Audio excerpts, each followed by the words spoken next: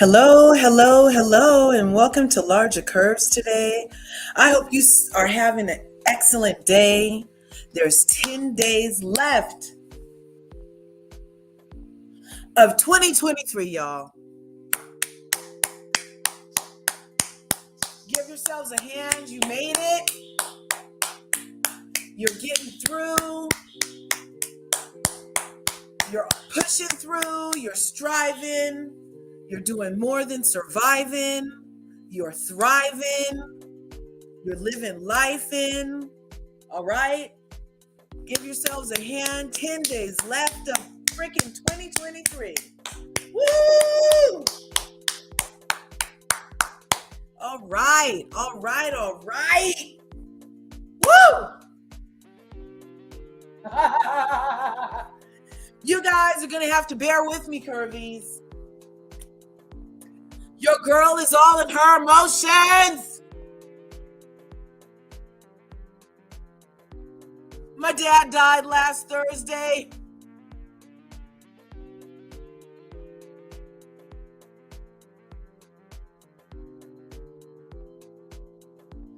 But momentum doesn't stop because of the day. And it actually helps me to be with you guys. So, yeah.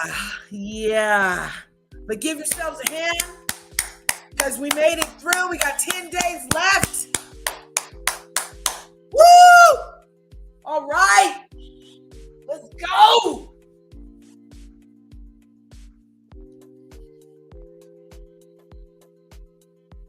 I was a daddy's girl.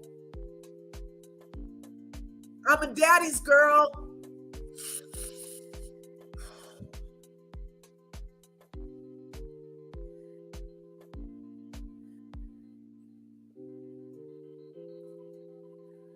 I was trying to do this live, but I'm so emotional, you guys.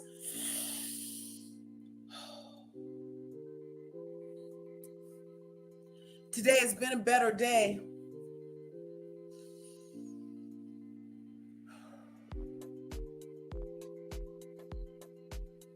I still can't believe it, though. None of us get out alive, but last Thursday, God? Really?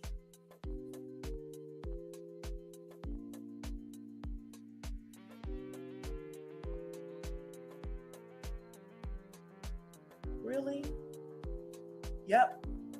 Really? Sorry, you guys. I'm okay. Actually, I'm not fucking okay. My dad is dead. Actually, not okay. But I'll be okay. I'm just trying to incorporate and transmute this pain, this fucking sorrow, this grief. I feel like I'm being waterboarded with emotion. But it's not just like sadness. I'm overwhelmed with gratefulness that I even had his feet to dance on.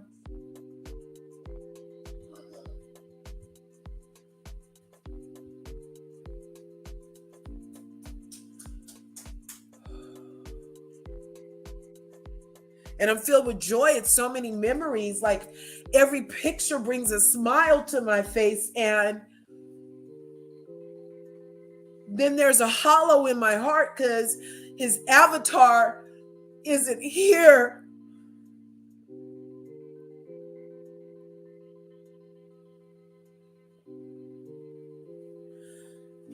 But I'm going to be okay because I'm Robert's daughter.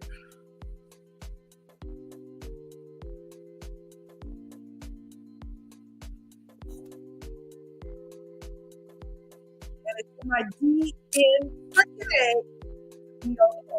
All right. We're gonna work this out. We're gonna transmute this pain. We're gonna freaking harness this sorrow. We're gonna freaking work through detaching from the avatar of my father that I've been so used to for 54 years. Isn't that a blessing? God is great. God is great. And see, just like that, it's these waves of freaking emotion. It's like, can't finish a sentence, and then a moment of my normal largest self, just super excited about most things and looking for silver linings all over the place. It's just my nature.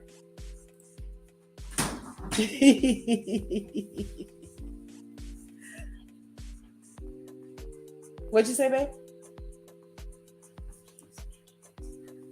I can't. You're making a croissant? You're making croissants? Okay. The son is making croissants. He didn't want to interrupt my live, but I had to switch it up. I had to get out of the Zen den.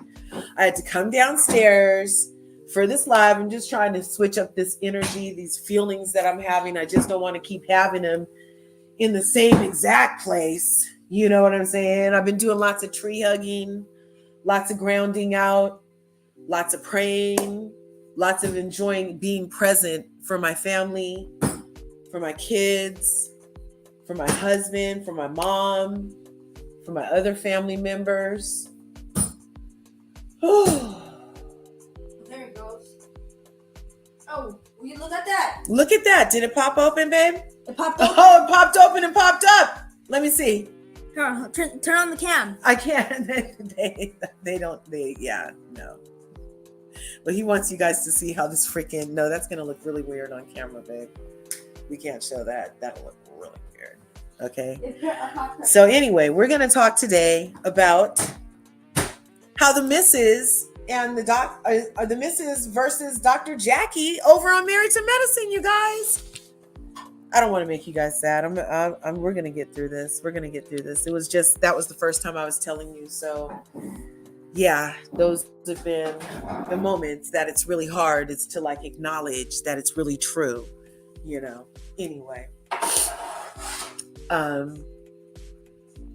Everything's what it's supposed to be. Everything's as it's supposed to be. God makes no mistakes. My mom keeps telling me he had an appointment to keep with God. That was more important than his appointment to be here on Christmas. Hey, and look, God tops everything. Okay. So yeah, he can go ahead and he keeping that appointment, and it makes him whole and healthy and at peace. And, he's the energy that he was before, the energy that he was while he was here, and even a more magnificent energy now that he's out of his avatar, because he gets to be everywhere and he doesn't have to stress out about the things he couldn't fix anymore. Yeah, he was very worried about this upcoming election, you guys. All I can say is vote, okay? Okay, that's all I can say. My daddy was real good on the vote, and he was like, you gotta exercise your participation in. That's how he would put it. It's your participation in society is by doing these societal rituals like freaking voting or whatever. So anyway, let's get to it. Know how to do it. Okay, let's I have some videos to play because some things happened. Over here on Larger Curves, we love Married to Medicine and we love Housewives. Well, on Married to Medicine, they have had quite an overflow into the freaking social medias. It's like they're freaking taking lessons from Love and Marriage Huntsville or something, with all these beefs spilling over into social sphere. You know what I'm saying? And people doing the interviews and going lives and having follow-ups to what they said and whatnot, and it's not just a live. It's like they're literally venting, airing out. Okay. So recently on Married to Medicine, we saw that, let me see. Are there comments? I'm sorry, you guys. Right on. One who cares. Thank you for being here first in the house. Hug Shay B. Right on. Yep, gotta stay strong, except for when I'm broken. Yeah, it's like that's the ebb and flow. It's like there's strength and then there's shattered. There's that's the thing. I'm either strong, what appears strong, because I'm literally shattered, or I'm being shattered. You know what I'm saying? Like, yeah. So, OMG. Yeah, I'm so sorry. Rest in peace, larger dad. Yeah. Oh my God. I'm sorry, Shay.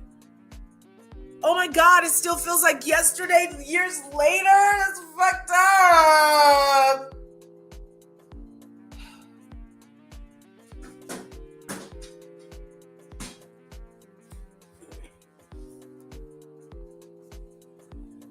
Ah, dang. I'm sorry. Cyber hugs, positive energy. Thanks for being here for me. Yeah, they were totally married. I was one of the few children I knew growing up. Real quick story about my life. Story time. So, born and raised in Oakland. I have Oakland in my veins, my DNA. Home in the Black Panthers. You know what I'm saying? Revolutionary in my heart. Beautiful Black love family. Dad present, working and accounted for, not in jail. Mother present and accounted for, not in jail. Both had careers. My mom was more corporate. My daddy was a carpenter. I used to go to school on freaking what do your parents do day. And I was like, my daddy's like Jesus. He's a carpenter. I used to be so proud of that. He was great with his hands. He could build anything, and he would build me so much stuff. And taught me how to build. I'm very handy. Home Depot is one of my favorite stores.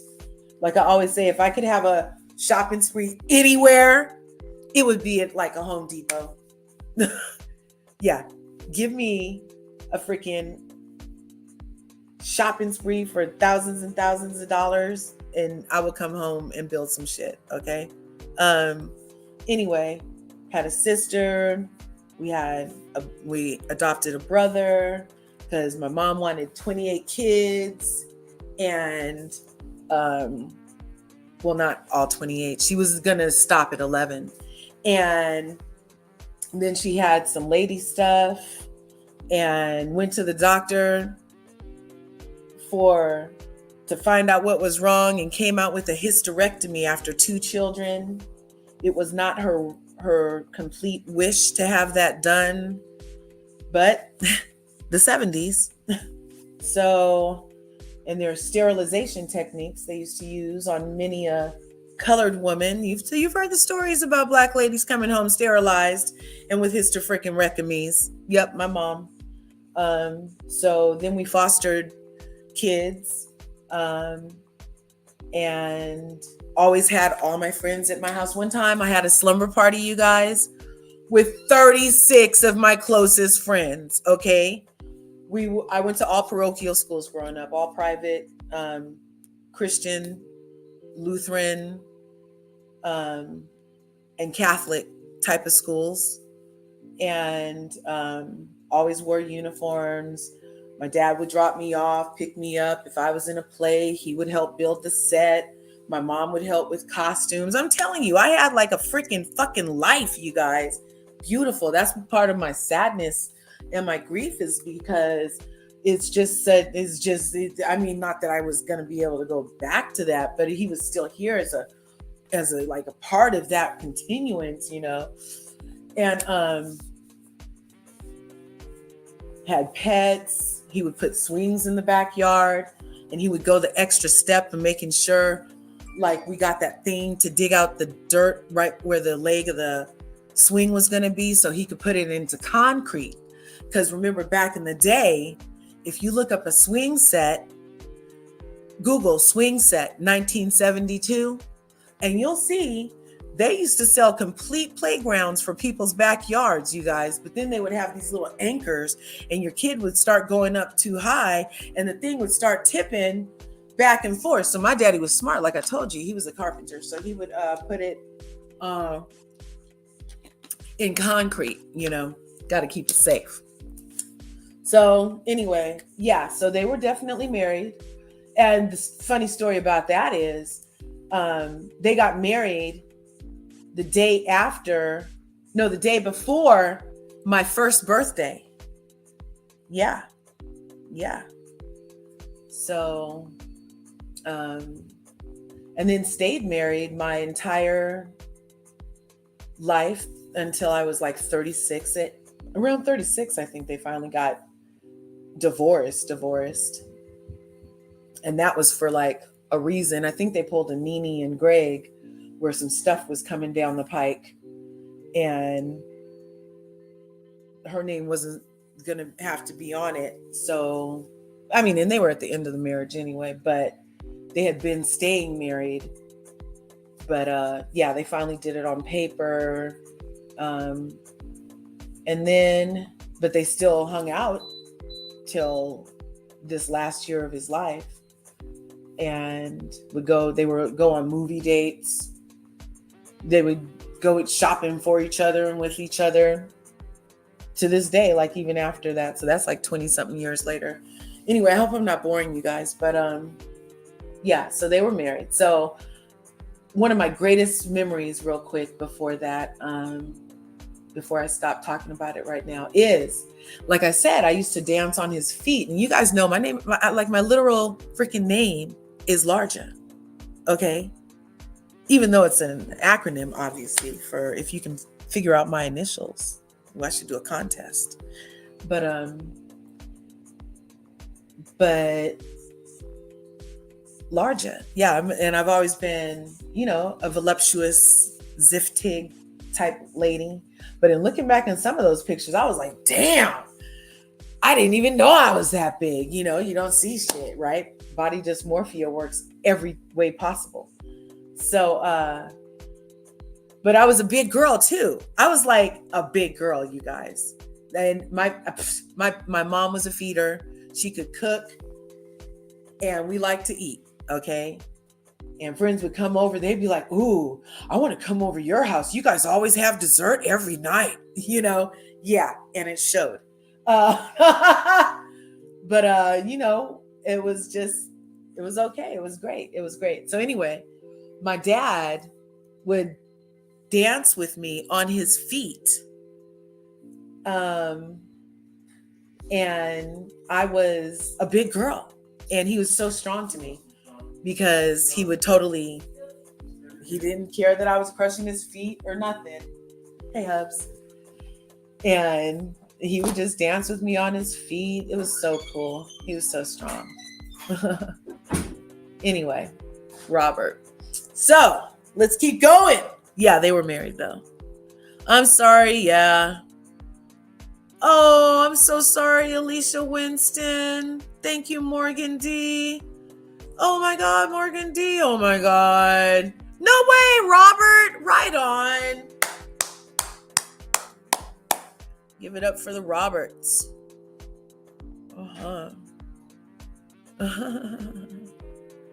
Yeah, it is a true blessing to have good parents. Yeah. Oh, yeah, handyman could fix we would call him for everything. I'd be like, Bobbin, how do I do this? That was what we called him, Bobbin. The kids called him Bobbin instead of Grandpa. Oh, right on. We're going to get into this topic. Oh, yeah. Yeah, so my mom's processing that right now. Mama Curves is processing her freaking best friend of freaking 60 freaking years. Her best friend of 60 freaking years is no longer available to her. So I feel sorry for that in a whole other way. I'm like, dang, but shout out to Black Love, hashtag Black Love, hashtag winning, hashtag love wins. Yes, right on. So let's get into this. So, what's been happening is Married to Medicine. They kicked Quad off the island. And there's something about Married to Medicine that they always kicking people out of somewhere. But the people that get to stay are questionable. Did you notice that? Can I get a 1 in the chat if you think the people that end up staying on the people that do the kicking on Married to Medicine, at least 2 should be should be getting kicked along with them usually. But no, they keep being the main ringleaders of let's kick people off of something.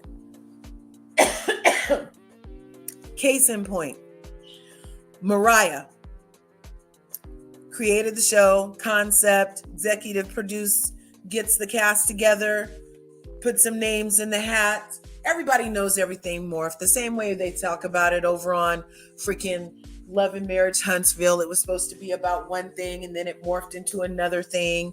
And so technically the control of the show it's not the show you presented. So it's not technically your show anymore. Plus you signed a contract that said some shit that you would agree to as far as your participation in. And so there's a lot of layers. Anyway, shout out to Mariah Huq and freaking melanated excellence and creativity with her coming up with this thing. I mean, it was like educated doctor housewife stuff, right? Like we were loving it. But for some reason, the ladies she got together, I don't know what she was doing behind the scenes to make all the ladies turn on her on camera. You know what I mean? Because I didn't see anything she did is that bad. I've gone back and looked at reruns. Yeah, Morgan. 1, because they should be getting kicked off too. Yep. I miss Mariah on Married to Medicine also. I used to love, she was fabulous. She was fabulous on Married to Medicine. Now, she did go over the top sometimes. She would let her mama do all her dirty work and then be mad if somebody talked to her mom sideways. I don't appreciate that. You know, if you're going to be a Mama Joyce, then be prepared to get talked to like Mama Joyce gets talked to, you know, or like Mama D gets talked to, or however. If you're going to be in their business, then you can't be mad when the person has something to say back. Elder only gets you so far on reality TV, okay? Especially when the person feels like you're being the mouthpiece for the person that's on the cast. Anyway, that still gives them zero right to try to kick her off her own freaking show, you guys. They practically colonized Married to Medicine. They practically colonized it in a way, you know? I mean, how are you going to move in the lady's house and then kick her out of her house? I don't understand. What could she have possibly done that was so bad at her house that the people that are there because it's her house kick her off of her property? I never understood it. I have more questions than answers over it, as do many people. However, yeah, but I felt like the ringleader of that happening was Dr. Pancakes, as we call her over here, aka Dr. Simone. The pancakes is because she flip-flops. Yeah, I said it. I was going to call her Dr. Spatula, but that's so weird. Anyway. And then it was Toya, I'll throw a biscuit at my husband's head and dare you to say something to me. Bush Harris were the ringleaders of that. And Quad, I believe there was something to do with Quad 2 being in it. But I also feel like, wasn't that because they had tried to get Quad off the season before, talking about she was so ghetto? Because Dr. Simone used to go in on Quad. And they've been trying to get actually Mariah and Quad off the show for seasons. They finally got Mariah off, tried to vote Quad off again when they didn't want her to come on the couples trip because she wasn't married. That's just like so petty. And that was all led by Toya, who was still mad at her for whatever reason. Toya's like a freaking dog with a bone. I'm not sure what she's putting in her grapes sauce, but it's not happy juice. You know what I'm saying? Try to be happy. Just be happy. You literally can play tennis all day, Toya, throwing biscuits at your husband, Bush Harris. But you complain about everything and everyone around you all. That's your every time it's a storyline time, it's you complaining about something or someone. Every single time. Well, you know what? I would do Flipper, but I used to love that series. And I'm trying to be off the carbs, so that's why I named her Pancakes. Quad wanted Mariah off the show too. Yeah, that's what I'm saying. She did.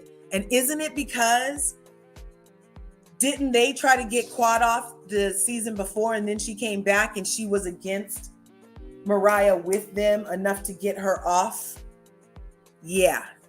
And then they had t-shirts made talking about the Fabulous Five left. Okay. Yeah, they did that. I think Dr. Jackie is the puppet master and has Dr. Heavenly be her mouthpiece. Dr. Jackie led the charge on getting Mariah off. She was doing stuff in the background, in my opinion. Yes. Okay, this is why we're here to talk today. Thanks for bearing with me. Thanks for tuning in to Larger Curves today. I hope you smash that like button, smash the subscribe button, ring the bell. You know, housekeeping. So what had happened was Toya has been after Quad since last season. She didn't even want Quad on the season last season before Quad started talking about everything Carrie told her.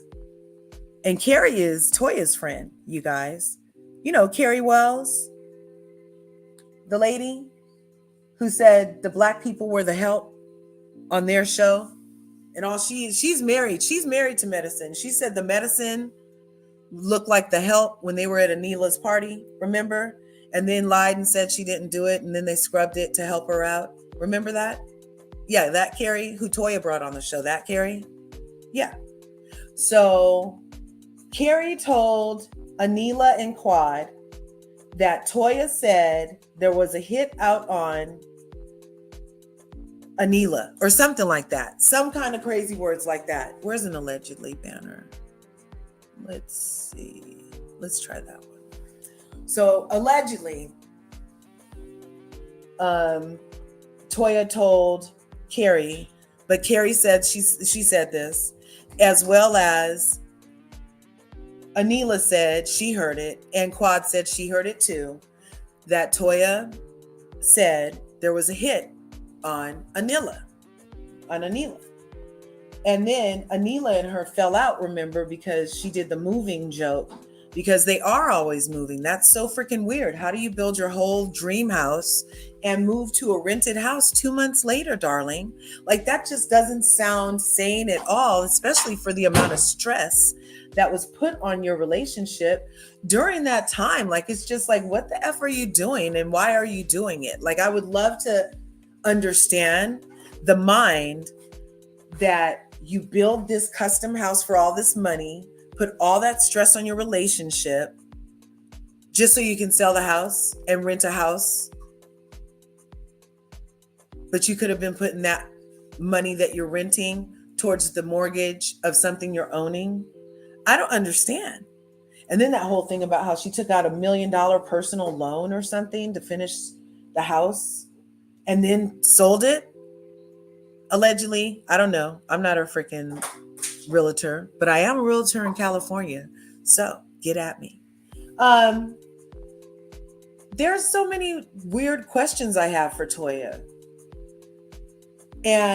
But she was mad at Anila, but she never got mad at Carrie. Did we ever see her check Carrie for repeating what she said about that? No. But she brought her friend over to fight the other girl that was the one that said Toya was sleeping around in the neighborhood. She did that. But somehow now Quad is to blame for the rumor of the construction worker in her gated community where everybody needs an ID to get in and out, except for robbers, obviously. I just have so many questions. And then how Toya can have the power on this last episode to, I guess everything was just right in the water and the Kool-Aid or something, that even Dr. Heavenly was like, yeah, and I feel used, actually, user. And you know, Dr. Heavenly prides herself on being smart. She is a very smart woman, and I'm a Heavenly's angel. So I can see how she would be very upset at the realization at her participation in the usury upon herself. I can see that happening. But it was just the perfect mix. And like you said, Dr. Jackie was the one in the lead last time of being the doctor on Mariah's show and then wanting her off of her own freaking show as the puppet master, huh? Yeah, this thing right here. That was so weird. How could she have done that? How does she have so much pull? I'm not sure how Dr. Jackie has so much pull, but you know what 2023 is doing, you guys. If there's stuff to come out, a lot of it's coming out. Today's the winter solstice BT dub, 12/21. Balance is in the air, so let it go and start new, because Dr. Jackie has some splaining to do. Now, this does not have any sound, but this is Dr. Jacqueline Walters, a multifaceted philanthropist, health expert, and women's advocate, has made it her life's mission to positively impact millions. With over 23 years in private practice and affiliations with Northside Hospital in Atlanta, Dr. Jackie merges traditional medicine with a holistic approach, fostering both physical and emotional well-being. As a 2-time breast cancer survivor, she founded the 50 Shades of Pink Foundation, offering support to survivors and raising awareness. Dr. Jackie's influence extends to the big screen as she stars in Bravo's Married to Medicine, where she advocates for important health issues. Her empowering voice also resonates through her role as an ambassador to the ME period movement, inspiring women, embracing self-love and empowerment. What's the rest of this say? My thing's in the way. Move out of the way, control bar. Dr. Jackie continues to impact lives nationwide with her unwavering dedication to blah, blah, blah. So that's Dr. Jackie's thing. And she's been a great addition. Everybody does notice that she hasn't had a storyline in a while, though. People feel like she doesn't have a storyline. I'm not sure. It's so weird, this whole storyline thing. Like, to me, like, I don't really think being angry every season is a complete storyline for Toya, or the renting of the houses, like, and not wanting to talk about it, you know, like, rent the houses, but then at least tell us why. But you rent houses, don't want to talk about it, and spend every season mad. Like, that's not a storyline full on to me. Having a practice to follow, that's a storyline. Now, whether or not the editors are showing us the practice remains to be seen, obviously, because we're not really ever getting lots of scenes of these brilliant melanated goddesses being experts in their field, do we? Even though the show is called Married to Medicine. It's more about the home aspect and not so much what could be a potential, like, even storyline. Like, you know, we get a lot of doctor's visits with Dr. Jackie office, and Dr. Simone, they let us see her patients on occasion, but it's more about them being connected outside of their medicine roles, right? And focuses on them being married even at home, which is where Dr. Heavenly gets in trouble a lot, because people feel like her resistance to sacrificing her family for this fame game is a form of holding back. But she does give us stuff with her family, I feel. She just doesn't sacrifice the intimate moments and all of their pain for public consumption. You know what I'm saying? And her kids are all older. She did used to have a Laura on the screen all the time. She did. So, oh wait, can you let Milo out, please? No, I'm throwing butter everywhere. Oh no, you're putting butter all over the croissants you made? You're so sweet. So, yeah, so, and who else? Dr. Simone, she showed us live in 2 houses. And one thing we do have to say for Dr. Jackie and Simone is they both showed us their marriage falling apart and coming back together.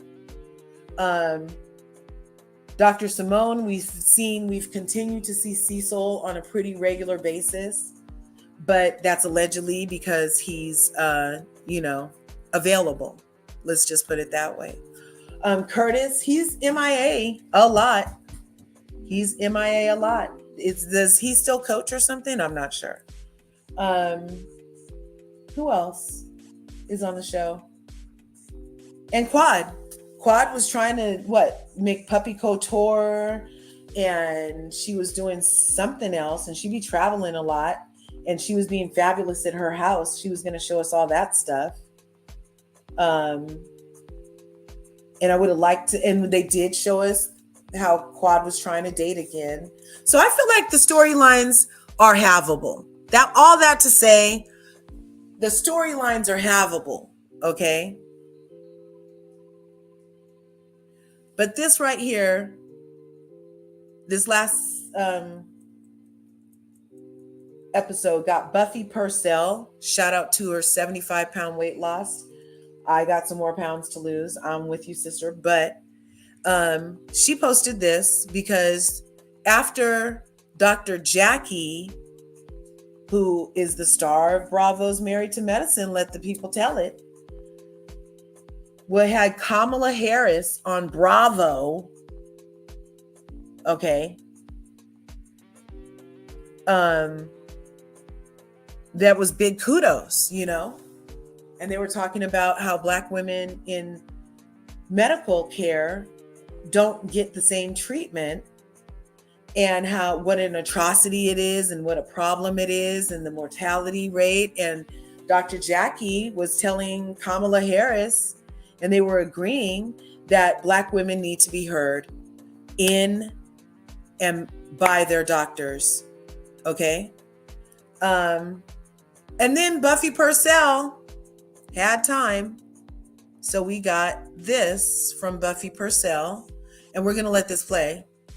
Sometimes as African American women, we're a bit more dramatic, and that you go to the doctor and you complain and you complain and you complain, and you're not taken serious because you cried wolf the entire pregnancy. That ain't me, boo. I don't know what you're talking about, but go ahead. I didn't say you. I just said as African American women, we want to also make sure you're being serious with your doctor and not playing the game so I can take you off work. Because then we see you 25 times in the pregnancy. It's hard to believe that there's a true problem when there's a true problem. She said this herself, right? And for all y'all elder OBGYN fans out there, you can scroll on because you done drank the Kool-Aid, the tea, the poison, the whatever, and then I'm going to say, get you to see the light of day. So you can scroll on. And this is my platform, and I can say what the hell I want because I've actually met the bitch, okay? The old biddy. And I can age shame her all she want because she shamed my motherfucking uterus, okay? All right, so let's begin. Y'all, Bravo, because that's who set this shit up with Kamala. Y'all should have let Simone do that interview. Y'all should have let Simone do that. Y'all should have I know y'all trying to save her career because I showed everybody who the hell she really is. I know it. Y'all paying her all this damn money that she don't damn earn. Because where Curvies at this season? Yeah, I'm watching the season now. It's a good season. I'm watching it. Mm-hmm. Sweet Tea, shout out to Sweet Tea. That's why I'm watching it. This world. And that's just not fair. You think if a Black woman doctor thinks that, that folk that don't look like us don't think that. When y'all gonna call her on shit? Forget me. I know some of y'all don't like me. You don't care. You won't believe the lies they said that I want a storyline. I didn't need a storyline. I was a friend. I was not full cast, even though I was full cast, because the motherfuckers saw who I am and used me for almost every goddamn episode. Slip out. Like it slipped out when she was dealing with me, who she was very much intimidated by. Because when evil is around something you've been pretending to be nice, inherently kind like I am, it can't. Now I'm gonna need y'all to get y'all stuff together and get Bravo to get her off. She don't need Okay. in the world. So that wasn't a complete response. If you want the complete response, I can play it for you. But Buffy went in for like moments, you guys. And you see this video is only 5 minutes long that I'm sharing. And it would have been like 10 minutes long probably if I would have let the whole thing play. But she had some valid points and she touched on the HIPAA thing and the womb thing. If you guys want to hear it, put a 1 in the chat. I'll go back and we'll play the whole thing. But the reason Buffy went in is because of the scene, like I said, on Sunday, where Kamala Harris, the Vice President of the United States, was on Bravo with Dr. Jackie, and they had this conversation. United States of America, we have the highest rates of maternal mortality. That Black women in our country in this era are 3 times more likely to die in connection with childbirth. I think it's inexcusable. It certainly shouldn't be that way. And what I really want us to do is just make sure we are talking about it. We have been fighting for states to expand Medicaid coverage. We need all the states to sign on, and we need to let moms know that they're actually entitled to Medicaid coverage for up to 12 months of postpartum care. And that's one of the Dr. things that we need to Pancakes. get the word out. Hi, We Manuel. also set up a hotline for mothers to have support in terms of emotional and mental health. So I'll give you that number, and let's make sure we get that out also. It's 1-833-TLC-MOM. And I'm going to be posting it and shouting it to the hills so that moms know that we support them, that we want to make this better. Let us all work together. And Hi, I know Bianca. we can make a difference. In one of the wealthiest countries in the world, the United States of America, we have the highest rates of maternal mortality. That Black women in our country in this era are 3 times more likely to die in connection with childbirth. I think it's inexcusable. It certainly shouldn't be that way. And So that's what got. Did I play that song the whole time? I don't think I did.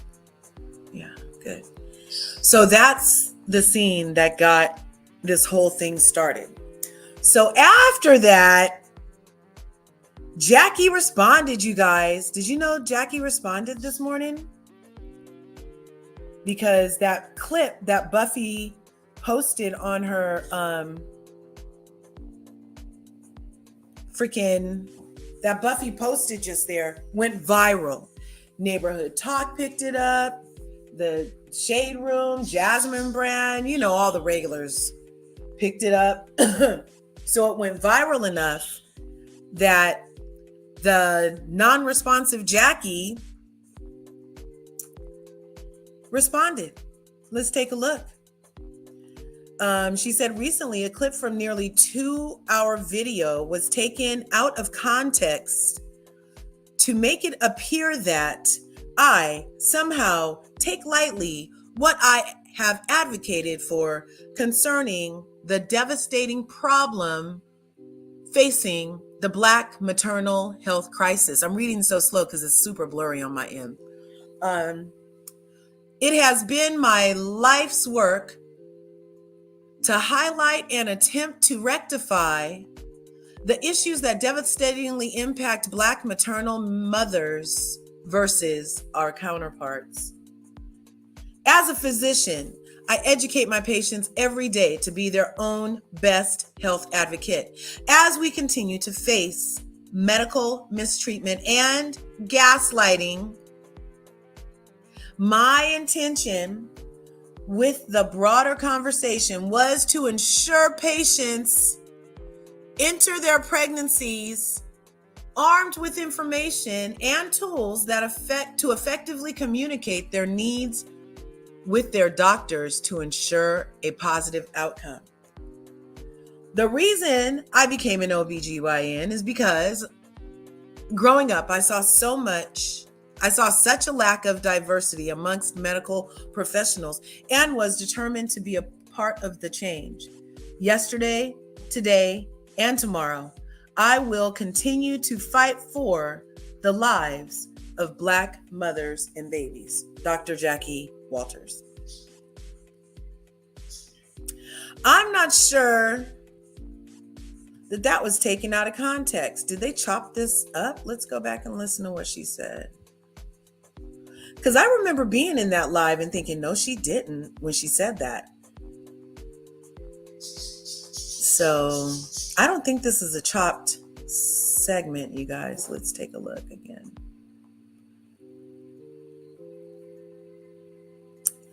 Let's take a look again and listen to what she said. Hey, Milo. Sometimes, as African American women, we're a bit more dramatic, and that you go to the doctor and you complain and you complain and you complain, and you're not taken serious because you cried wolf the entire pregnancy. That ain't me, boo. I don't know what you're talking about, but go ahead. So that was a complete unchopped sentence, it sounded like. And I'm not sure what context before or after the little sentences that we just heard could make that stereotype, Milo, chill out, an acceptable thing for any doctor to say when that's what they advocate for. Like, that kind of sounds like you're buying into, or it could be implied that means you buy into what is even taught in medical school, which is the truth that Black women are stronger, Black women can tolerate more pain, and Black women do heal faster. That's all part of being melanated. Those are superpowers. I hope the portal activates it. Anyway, so that's all true. And that's why in medical school, people are told that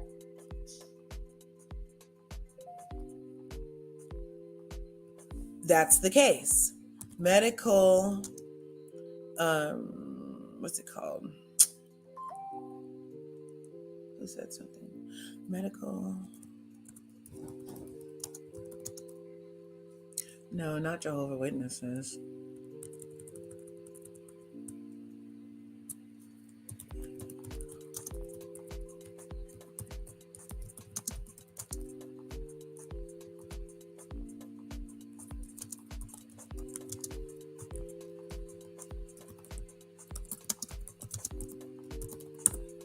Let's see. Yeah, here it is. So the National Institute for Health.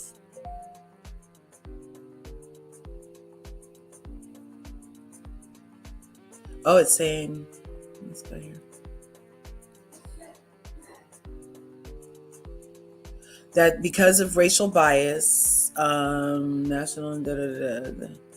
present work examines beliefs associated with racial bias in pain management, critical health care, and well-documented racial disparities. Specifically, this work reveals that a substantial number of white lay people and medical students and residents hold false beliefs about biological differences between Blacks and whites, and demonstrate that these beliefs predict racial bias in pain perception and treatment and recommendation accuracy. It also provides that the first evidence of racial bias in pain perception was associated With treatment recommendations taken together, this work provides evidence that false beliefs about biological differences between Blacks and whites continue to shape the way we perceive and treat Black people. They are associated with racial disparities. Okay. So we're undertreated for pain. I know this to be true. I mean, I get sent home from the doctor with staples in me, to keep me together. And they want to give me Tylenol. Yep. Tylenol. Staples, because the laceration is so deep. Yep. Go pick up your Tylenol from the pharmacy. Yep. It's true. And I had a friend, she went to the doctor, that the doctor was like, you're faking it. Get up, you can move. And until she fell out and her fallopian tube ruptured from the ectopic pregnancy she had. Yep. Happened. Yep. In front of the same doctor that just told her she was faking. Yep. She's just lucky that it happened while she was still at the hospital so they could hurry up and do the emergency surgery that was required instead of her being in the car at the freaking traffic light down the street because the lady had tried to send her home. Yep.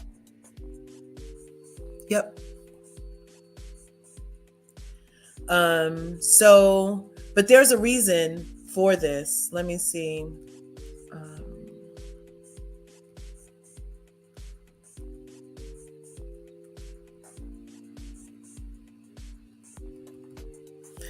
Medical school teaching about pain threshold of Blacks.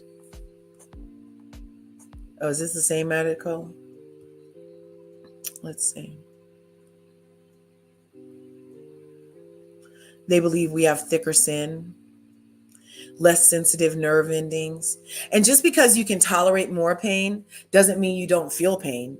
It just means like you have a higher threshold. You know how like women overall, we kind of have a higher threshold for pain than men because we can have babies, Like we'll have a headache and keep going and going and going. We'll be sick and go do everything that needs to be done and take care of everybody in the household. You know what I'm saying? But then there are other people that aren't women that will just want to be coddled for like the smallest cold, or they'll sprain a toe and be like, oh, I can't walk. You know what I mean? You know what I'm saying? So like it's not even just a black-white thing. It's there's always something that can make this happen. So anyway, it's not just false notions. It's literally, if we can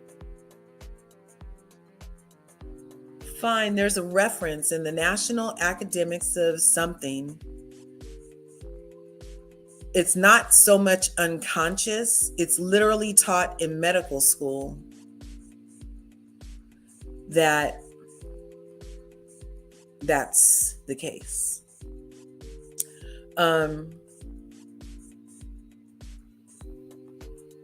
So they're trying to work on this, and they need to work on it because a lot of people are affected by this.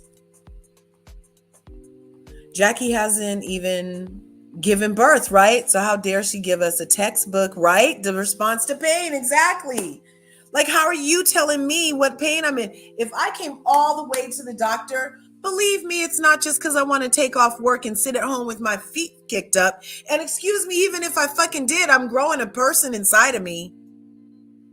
This is the perfect time to be like, oh, I need to be at home. What's wrong with that? You just want to be at home. Why? Why is that your business, Jackie?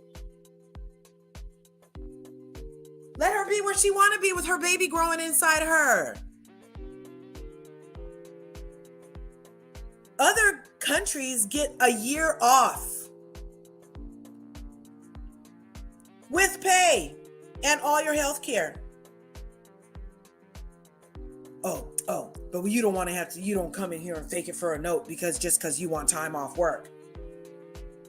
What?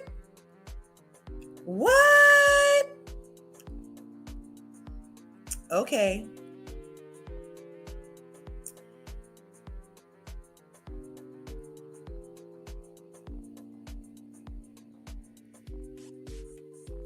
They would even not give, even Hispanic, it's saying Hispanic and African American patients 2 to 3 times likely to not receive anesthesia to control pain severity.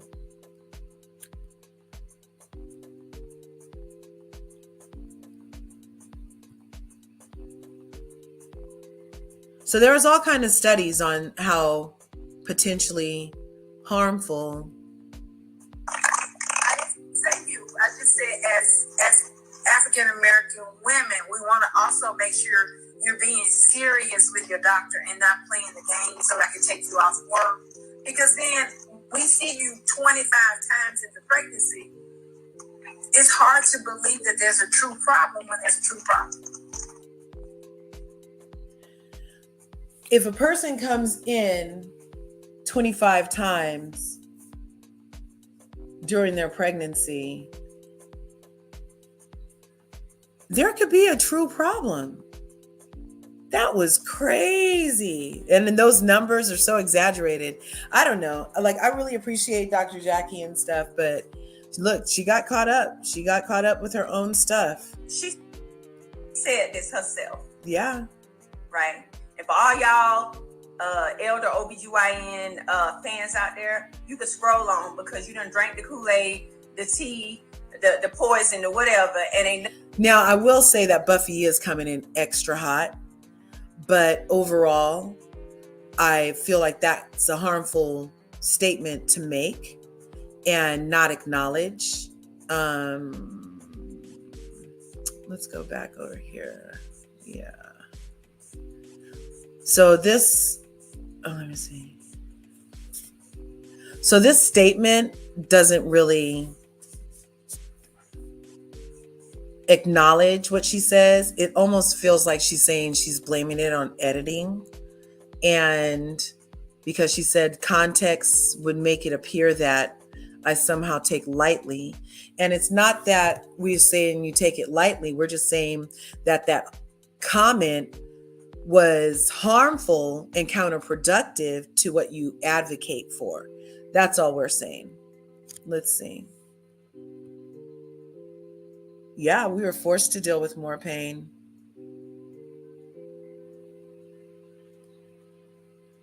Yeah, I mean, like, come on.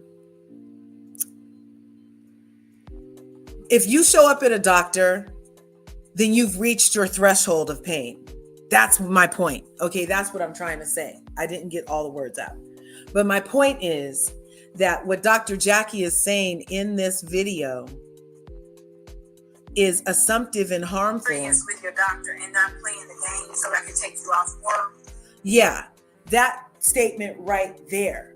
Like, there's no context for the thought that you as my doctor are more worried about my work performance and my maybe taking off work for whatever reason. Your only focus, in my opinion, should be, what is the pain? Dude, this doctor, you've been in here 25 times? Well, let's see. Is the baby's heart okay? Is this anxiety? Is there something else going on? And address it. Not just assume that you're playing games. That's the words that are getting her in all this trouble. You're playing games, not being truthful. So that means, forget that the bias is that we can tolerate all these things. For a person that looks like us and experiences the same disparaging, like, I'm in pain. No, you're not. Yes, you are. No, you're not. Like, if somebody would have said that to her when she was going through her breast cancer treatment, I don't think she would have appreciated the implication that you're somehow playing on the pain of any type of change in your body. That's for the person to decide. And if they're showing up at the doctor 38 times, then you might want to start looking at like maybe the 15th time, start being like, oh, well, why don't we get you a referral to a psychiatrist maybe? Get some mental health looked at or something if you're really concerned. But don't sit up here and tell the whole world that Black people are like freaking playing games to get out of work.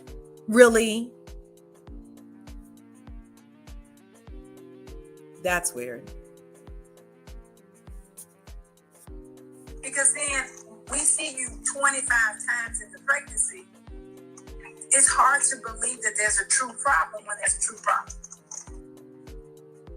No way. She 6 said this freaking herself. ribs. Oh my God, Bianca. If Sorry. all y'all elder OBGYN fans out there, you can scroll on because you done drank the Kool-Aid, Yeah. the tea. That part, Bianca. She's specifically calling out who she's saying she advocates for also. So what context is there that we're supposed to try to make up for you when like Buffie Percell, who is rather on one over this, and she pointed out, you said these words. They're in the order that you said them. And you're specifically saying, calling out us. Like she could have said, oh yeah, when women come, just make sure you don't do this. But her advocates is who she is doing and directing this to. That's very, that's so messed up. HELL, yep.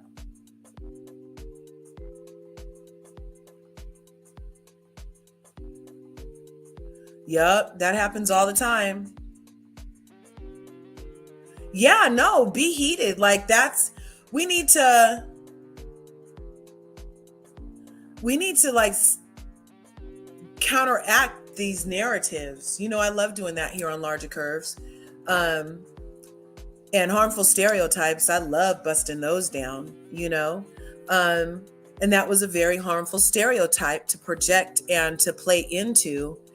And then, I mean, if I would feel like freaking which way is turning if you freaking are saying this one day and then the next day saying this.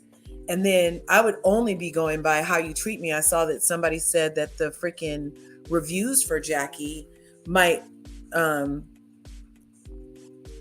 reiterate how her treatment of patients can come off textbook and cold. Yeah, she would not have appreciated this treatment going through her issues. She would not have tolerated it. She would be so upset by it. But like we all already said, bless her heart, she hasn't actually had the opportunity to give birth.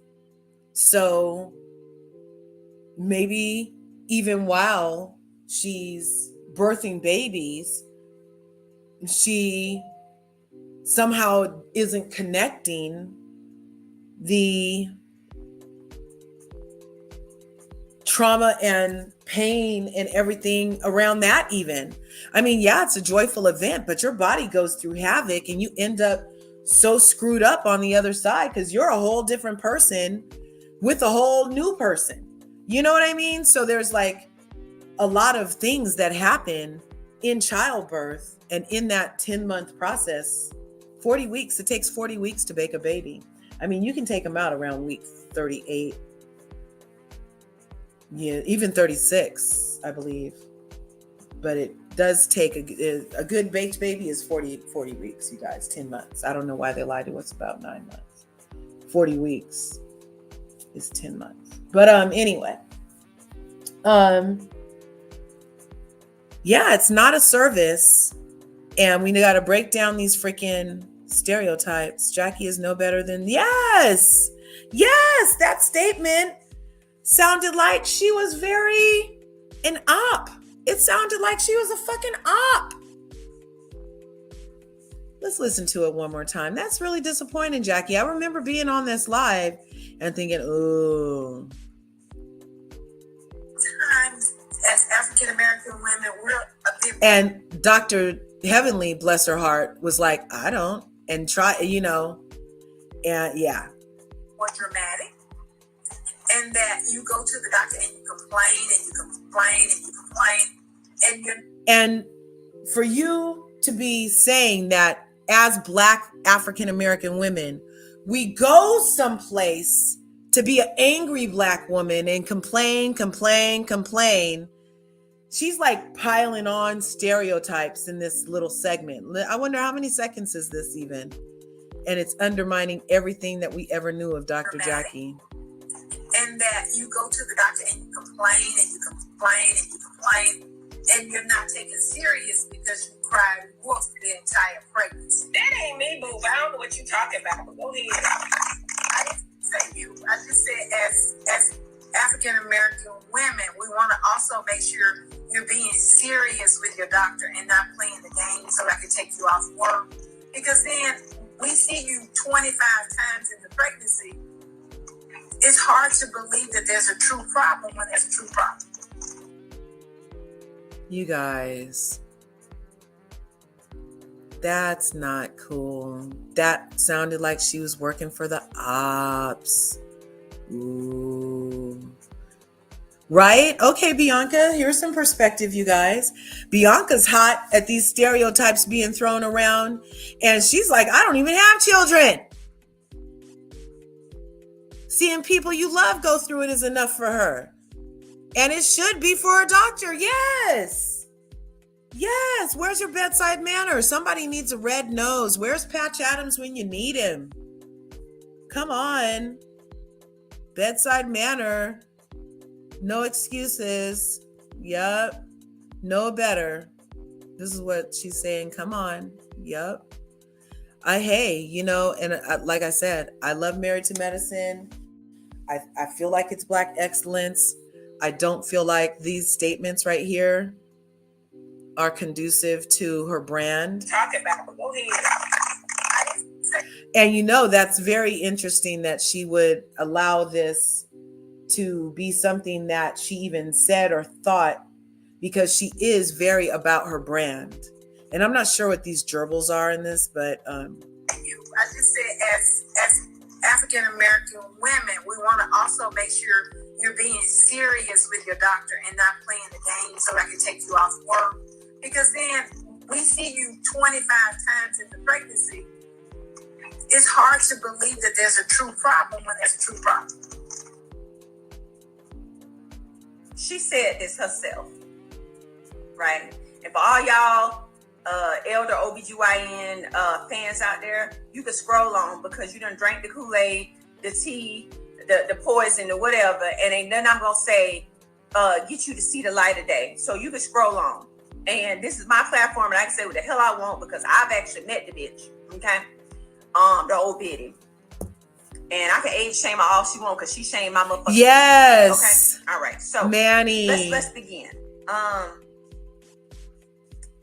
Y'all, bravo, because that's who set this shit up with Kamala. Y'all should have let Simone do that. Let's do here. This is what I wanted to show you guys. Where'd she go? Go back. Yeah, here we go.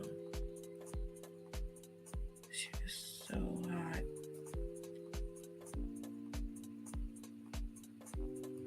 As African American women, we're a bit more dramatic, and that you go to the doctor and you complain and you complain, and you're not taken serious because you cried wolf the entire pregnancy. That ain't me, boo. I don't know what you're talking about, but go ahead. I didn't say you. I just said as African American women, we want to also make sure you're being serious with your doctor and not playing the game so I can take you off work. Because then we see you 25 times in the pregnancy. It's hard to believe that there's a true problem when there's a true problem. she said this herself, right? And for all y'all elder OBGYN fans out there, you can scroll on because you done drank the Kool-Aid, the tea, the poison, or whatever, and ain't nothing I'm gonna say get you to see the light of day. So you can scroll on. And this is my platform, and I can say what the hell I want because I've actually met the bitch, okay? The old biddy. And I can age shame her all she want because she shamed my motherfucking uterus, okay? All right, so let's begin. Y'all, bravo, because that's who set this shit up with Kamala. Y'all should have let Simone do that interview. Y'all should have let Simone do that. Y'all should have I know y'all trying to save her career because I showed everybody who the hell she really is. I know, and y'all paying her all this damn money that she don't damn earn. Because where Curvies at this season? Yeah, I'm watching the season now. It's a good season. I'm watching it. Mm-hmm. Sweet Tea, shout out to Sweet Tea. That's why I'm watching it. Y'all should have let Dr. Simone do that. First of all, Jackie don't even have no damn regular black clients, allegedly. If you're a rich black woman, you can go to her ass. She don't take no damn Medicaid, no. She don't take, like, the people they're talking about black mortality rates for pregnant women. She don't see them damn people. I bet she didn't tell Candy and the rest of them people, you don't need to be called off work during their pregnancy if they came in there with some damn problems. But the ones who ain't got a coin to pay you in cash, they need to prove without a shadow of a doubt that they're in fact in pain. And you a black doctor saying this fucking shit, right? Why I got so much smoke? Okay, so I'm gonna share something with y'all. And I shared this with the producers of Married to Medicine when I was on the show. My aunt Dee Dee died in childbirth. Her daughter survived. I'm so thankful her dad is gonna let her spend Christmas at my house, at our house this year. January 9th is the day that my aunt died and my little cousin's birthday. And my aunt went to her doctor, who's a black woman, and said she was having headaches and having pains, and she didn't believe my aunt. She didn't believe her. She didn't believe her. And I remember January 8th like it was yesterday. And there's so many things I wish that I had done differently. My aunt wasn't feeling well. We had a funeral in our family the next day, and I said, I better not see you. You better not be at that funeral. I better not hear that you went to that funeral. You need to stay in bed and rest. And she had gone to the doctor on January 8th, and they sent her home, and her blood pressure was through the roof. The next morning, her husband took her to the emergency room, and my aunt had a stroke. They took the baby, and she died. All because her doctor thought she wasn't really in pain. Stupid shit like the elder OBGYN just said kills people. It really does. It also puts this burden on black women that we can't be human. That we have to be sharp as iron and strong as steel all the time, even while bringing life into this world. And that's just not fair. You think if a black woman doctor thinks that folk that don't look like us don't think that? When y'all gonna call her on shit? Forget me. I know some of y'all don't like me. You don't care. You won't believe the lies they said that I want a storyline. I didn't need a storyline. I was a friend. I was not full cast, even though I was full cast, because the motherfuckers saw who I am and used me for almost every goddamn episode. I didn't need a storyline. I was supposed to show up and be cute. That was it. I was supposed to be just Simone's friend. Not the whole season. And I was. Whatever y'all want to say. It's the motherfucking facts. That this woman chose to treat me the way she did because she didn't have no motherfucking storyline. Catch. Okay? And she's an OBGYN. Somebody, and forget HIPAA, all y'all in that HIPAA shit. You have basic human decency, supposed to. You have professional and ethical basics not to do the shit that this woman does. And Heavenly tried to help. The dentist tried to help you. She was like, I don't know what you're talking about. The dentist wasn't getting caught up in that. She's smart. Y'all don't be catching. I've always said, I don't fuck with Heavenly, but I have always said, the bitch is smart. She ain't stupid. But when you are a narcissist and you think you Jesus of Jackie or Jackie of Marietta, you don't watch the evil that spew out your mouth. Sometimes it slip out. Like it slipped out when she was dealing with me, who she was very much intimidated by. Because when evil is around something you've been pretending to be nice, inherently kind like I am, it can't settle. Now I'm gonna need y'all to get y'all stuff together and get Bravo to get her off. She don't need to be that. Y'all should have had Dr. Simone do that. I don't even mess with Simone, but Simone is an excellent bedside manner. I bet she take Medicaid. I bet she does not put up a fuss when people that look like us say they're in pain while they're bringing life into work. I bet she don't have no problems with writing a letter to let women call off work so they can sit on bed rest and nurture and bring a Black child into this world. That's all I'm saying. Wow. Sometimes, as African American women, we're a bit more dramatic, in that you go to the doctor and you complain and you complain and you complain, and you're not taken serious because you cried wolf the entire pregnancy. That ain't me, boo. I don't know what you're talking about, but go ahead. I didn't say you. I just said as African American women, we want to also make sure you're being serious with your doctor and not playing the game so I can take you off work. Because then we see you 25 times in the pregnancy. It's hard to believe that there's a true problem when there's a true problem. She said this herself. Okay. So that is that, but I just got this from, let's look for, how can I search right here? I don't know. Is there?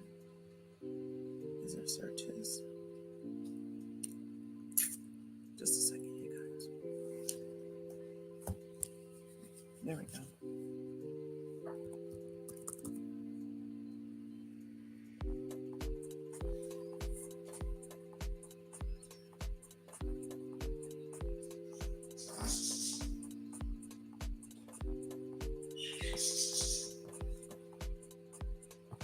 Okay, thank you.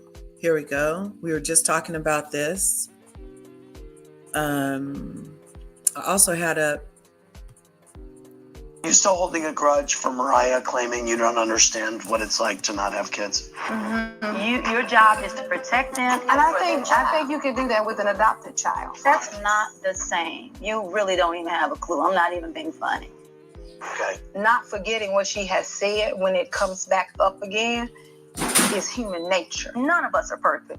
We're all women and we all have struggles, including you. You made me perfect. I didn't make me perfect. You're right. And now I'm taking that back. I was wrong. Quick to tell other people, but you have to be able to receive it too, Jackie. It has always been very uncomfortable for me to communicate with you. You take it and make it as if I'm quote unquote shading you. It's a lack of intelligence. When you don't sit and process sometimes what I'm trying to say and always make it bad. And let me say, and it's very condescending sometimes when you don't listen and you do all women a disservice when you imply that any one of these successful women are being manipulated.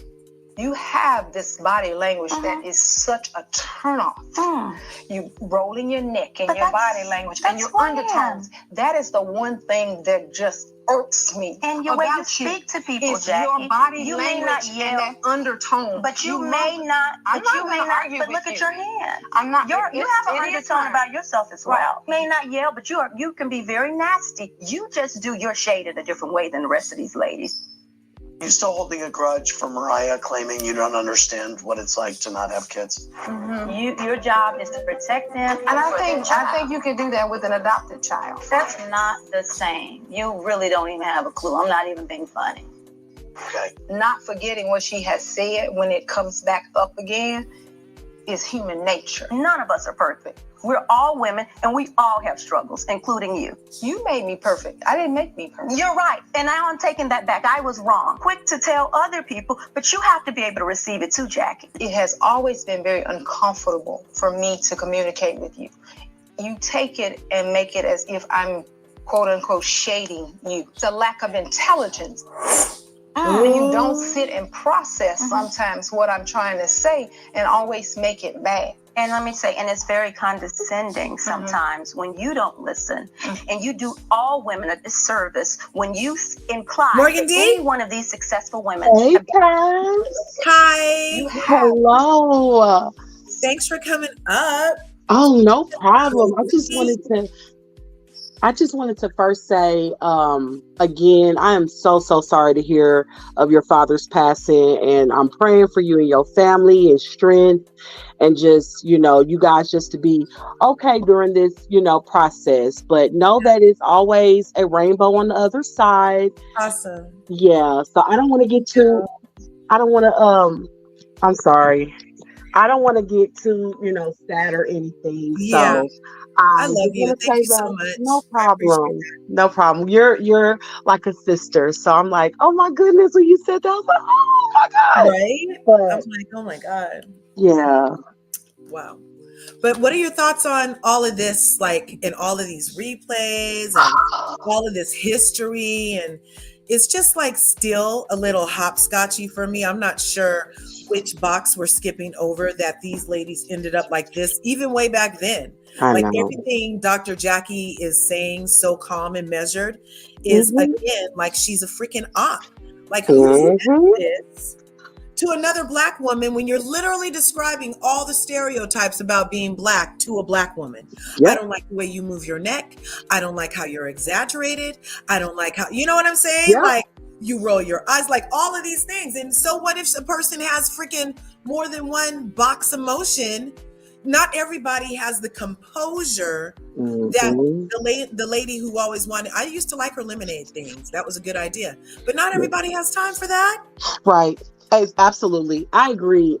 This is the thing. I have been peeping out Jackie's how she is since season 1. I don't know. I'm a real person on energy. Jackie's always given me a very cold, stoic energy.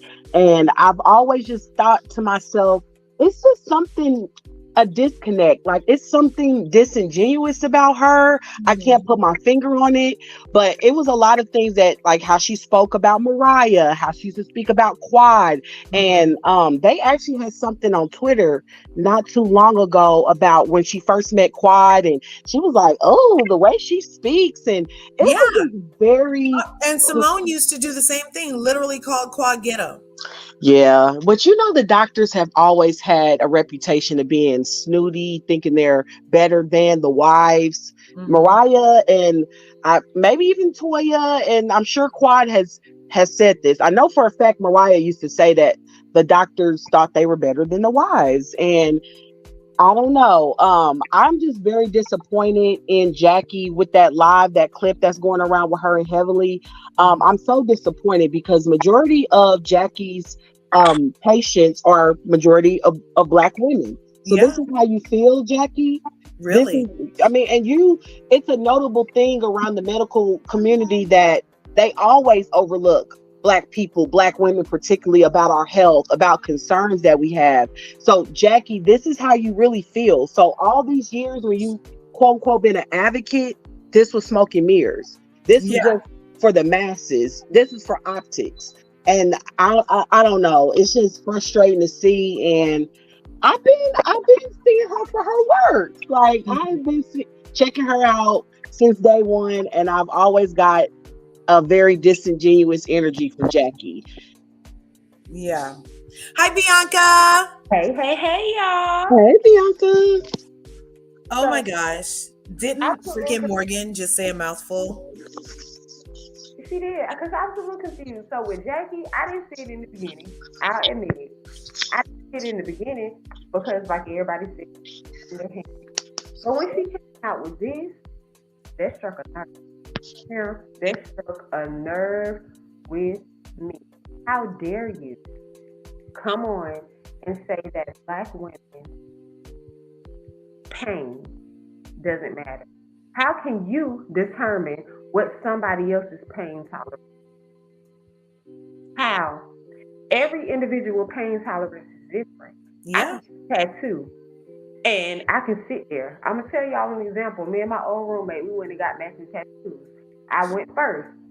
I got the tattoo. I was laying there. Nothing was happening. Like I wasn't moving or anything. She's like, "Oh, so it don't hurt? Okay, cool." When she got the tattoo, she was like, "How the F you just sit here and you weren't moving or nothing? This it hurts." Pain tolerance is different for every individual. Yeah. That's just general. Somebody breaks something, so how dare you? And the fact that I'm sitting up here with bronchitis right now. Now. So if I start coughing, y'all excuse me. It ain't the, you know what? Yeah. Me having bronchitis. My doctor literally told me it was allergies. I was telling him, no, I had bronchitis before I think this is what it is. I ended up with 6 fractured ribs because my got so swollen and filled with mucus and other stuff that when I breathed, my lungs were so swollen that they didn't have any more room to expand for my breath. So when I was breathing, it cracked 6 of my rib cages. Like, no. Wow, so Bianca. I'm sitting up here now. I cannot lay down and go to sleep. I have to sleep sitting up right now. Oh my God, Bianca. If you would have listened to me when I told you, yeah, I wouldn't have been going through this. And this ain't even got nothing to do with childbirth. That's insane. Yes, I'm sitting up here right now with 6 fractured freaking ribs a couple of days before Christmas. I'm gonna be laughing, playing games, and eating them collard greens. Oh no. Right. And you know what, Bianca?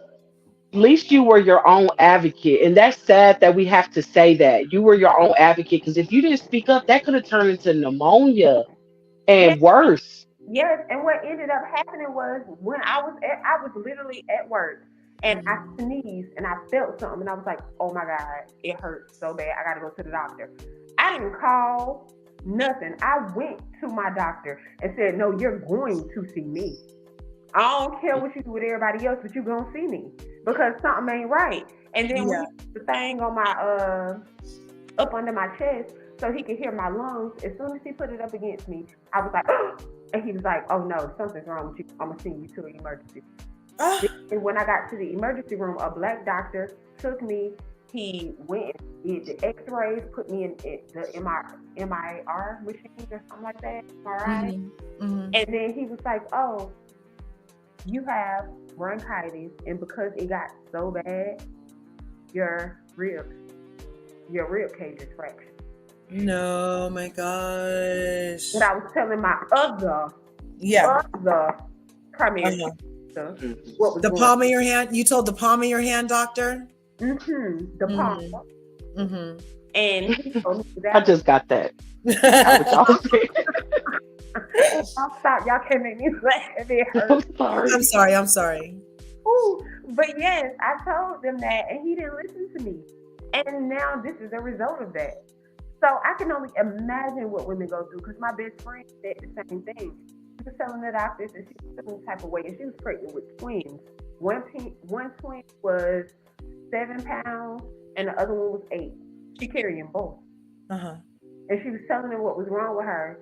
Kind of after she gave birth, her and both the babies ended up back in the hospital because they didn't listen to her. Yeah. So this is a problem for me. No, I don't have children yet. Lord, bring me my husband. We praying and we thank. Yes, amen. We gonna. Yes. This is crazy. It's coming in 2024. He's yes. Right. And he's a good man. He's a good man. He's good man, Savannah. Good man. And he loves you and cherishes everything on you. Yes. And every thought you have, and he's equally yoked, and you guys make plans about your future, and you want to go the same places at the same time because you're headed in the same direction. Yes. And you have hearts full of love and open minds for a vast future beyond your wildest imaginings because you're planning on being millionaires, freaking empires and legacy. It's all happening. Put that on me. Look, I received that for you, Bianca. Definitely, it's happening. Yes. But yeah, this was crazy. I was like, how dare she? Yeah. She's the person who hadn't given birth either. So it's so funny how I can have these strong feelings. And you are actually face to face with these women every day. And still can make a statement like you when you're faking it. Yep. That's the problem. Because not everybody she's ever saw that would make her say that so loosely ended up okay. I'm positive that didn't happen. I'm positive if you thought people was joking with you, something happened to somebody. You know what I'm saying? Yeah. Like, even if it was just them getting a second opinion and never coming back and seeing your ass. You know? And the fact she said well, according to her reviews. Oh, what did the reviews say? Ooh, should we? She's just rude. A lot of her reviews, when I had looked in the past, and I haven't looked recently, but when I did look in the past, her reviews were saying what we see on TV, kind of being cold. I mean, and I get it that sometimes Dr. Jackie does come off very, I don't know, what's the word for it, you guys? I don't want to say warm, but knowledgeable. And I don't know, but a lot of her reviews were basically saying that she can be rude and not having the best bedside manners and things like that. Just things that you don't want to see if you're trying to get care for your pregnancy or your womanly health, things like that. So I wasn't feeling it. Are you eating my leg, Milo? Let's see these ratings. Went well. Unable to schedule. These are the most recent one is October, just unable to schedule. Not able to get a hold of Dr. Walters. Great physician, excellent doctor.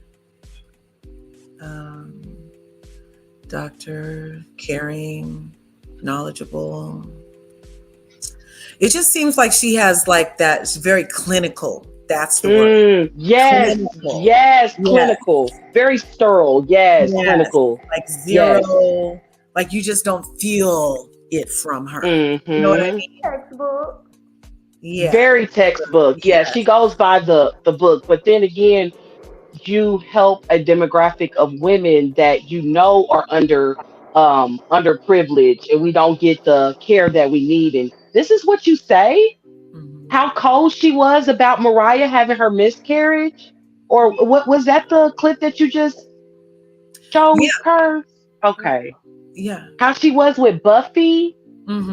How she was with another woman that had came on who was overweight? And always make it bad. And let me say, and it's very condescending. Yeah, like she acts like her condescending, overbearing, controlling. How are you trying to control my whole body? Like, maybe I like all this ass. You know what I'm saying? Like, who are you to decide that everybody needs to be what it says in the textbooks that you act like? You know what I'm saying? Like, it's so bizarre. It's kind of a bizarre thing.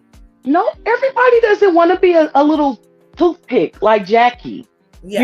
And I know people don't want to talk about this, and I am not putting anything on Jackie that she doesn't do, but she is alarmingly very thin. And I'm going to just say that. Yeah. And that can be equally unhealthy too, where she's, trying to down other people and their weight and stuff like that, where I'm like, it's a thing to be too skinny too, Dr. Jackie. Yeah, for sure. For sure. Like, I don't like seeing ribs on your chest, right? On your, what's that area called when you put your lotion there? Decoupage or right there, your neck right there. Yep. You can see like bones right there. Like, that's just not my bag. You know what I'm saying? Yeah. Yeah. But to each his own. But I agree with you that could be as equally alarming as her concern for people who she calls obese. Like, one person's obese is another person's perfect, and one person's perfect is another person's very, very skinny, unhealthily skinny. So, hi, Emmanuel. Hey. How's it going? Oh, this is a lot. Isn't it?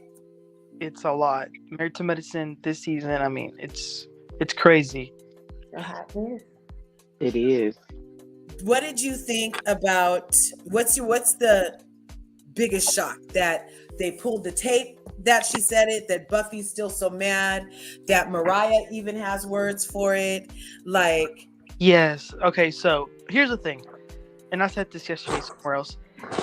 I don't really feel comfortable talking about that conversation only because I'm not a woman, so I'm never going to be pregnant, and I'm not a doctor either. So I just feel like I don't really have a place to speak on it. You know what I mean? But I've always kind of seen through Dr. Jackie that she kind of has always it always feels like she thinks she's better than everyone. She does have like a god complex, and she can be very condescending. But the thing I kind of think about is if you think about it, there's a lot of older people, and she's like up there. She's like almost 70 or something. Yeah. A lot of older people, they are like that. A lot of older people are kind of cold. They're kind of abrasive. So I wonder if her views have something to do with the way she was brought up and like the way she was taught when she was becoming a doctor. You know what I mean? Thank you. But I also, okay, here's the thing. I understand Buffy's mad, and I understand like she has every right to. But my question is, what's on here? When is she going to get over it? That is a big question for me too. I mean, I know we're harping on. No, now see, that bad. One thing that I can say, Emmanuel, is the only reason why I feel comfortable about having the conversation is because I don't have children either. I've never been through that process, but as I stated, I've gone through situations where my doctor hasn't listened to me, and it caused extra issues for me. And I've seen other people go through it too. But not only that, when you go live with the vice president to talk about this specific issue, and then to turn around and hear that you had an opposing view about this issue, what are you saying? Which one is it? Do you want to help the women, or are the women lying and they don't need help? Which one is it? Right. Yep. She panders. I think she panders to black women. Which one? You have to make it make sense. You're the doctor, right? You the one with the PhD. Make it make sense. Right. And go ahead. Oh no, go ahead, Kurt. No. I want to hear everything you guys are thinking. Yeah, I get that. But wait, here's my question. That clip that's circulating, when was that? On Dr. Heavenly's live. Was that recently? No, it was during the Demi. Oh, so it's a few years ago. Right. I think it was in 2020. Okay. So it just randomly started circulating after. It only circulating because Buffy pulled it up. Oh, Buffy pulled it up. That's who pulled it up? Buffy noticed the contradiction. Yeah. So this is all this is what I was saying. So this is all happening because Buffy got a bee in her bonnet after seeing Kamala. She did this on her TikTok. That's where this is originally from. Buffy put this on her thing, and she brought this it went viral. It got picked up by everybody, the Shade Room, the new neighborhood people, the Jasmine people. So everybody's talking about it now. But Buffy brought it up. Oh. I have to kind of, okay, I do understand Buffy point of view totally. In the past, it has seemed like Buffy has been kind of a dog with a bone where she can't let certain stuff go. And I mean, and teach his own, I know she's been hurt by the show or by what the women said, but this was a time where I'm like, I got to stand behind Buffy. I totally agree. This was the perfect timing of kind of re-releasing this. Because in the past, it has seemed like she's been a little pressed. Right. But this is, yeah. So this legit. Kind of did still take it to the reason she was so mad. You know what I mean? Like, this is a valid point and everything, Buffy. But you still ended up bringing up why you still so mad. Yeah. Right. Yeah. And the thing is like, even though Jackie was so wrong for saying it, if I'm not mistaken, wasn't it Simone who told Jackie in the first place? Yeah. So was it? Yes, Simone was Buffy's doctor, you guys. But oh my goodness, I thought Heavenly No. said in the live that Buffy had disclosed that to her as well. So it almost seemed like She told all the them women on knew. camera. She told them on camera, but it didn't get played or something. So Oh. when the lady said it at that party, she's like, "Well, you had already said it." Yeah, but it didn't get played like that. And Buffy was Simone's patient as a GYN. Simone told her friend, Dr. Jackie, her patient's information, who then became a friend of the show, who then brought it up to them. And then Dr. Jackie mentioned it again. And then the reason Dr. Jackie and Simone fell out was because Dr. Jackie felt left high and dry by Simone when Simone kept sitting next to Buffy talking about, yeah, you need to apologize again. And that's why Dr. Jackie was kind of like, well, you don't want to tell me. Right. Well, but to be fair, Dr. Jackie is professional enough to know not to say that in a room full of strangers. So it's like, Dr. Jackie, you still shouldn't have said that in a room full of all of those people. It I wasn't can't go to tell, period. Yeah. Every time I see the clip of her being, and you can relate, Buffy, you're infertile. It's just like, Oh, it's so cringy. Yeah. It is so cold. It is so Jackie. Yeah. Yeah. And that's part of her clinicalness, to not even see anything wrong with just throwing that out there in front of all those people. Like, you know what I mean? Like, really have a filter, lady. Yeah. Do you think Jackie was somewhat threatened by Buffy? Because I'm like, it had to be an underlying reason why she was kind of. I mean, I don't know. I'm just asking.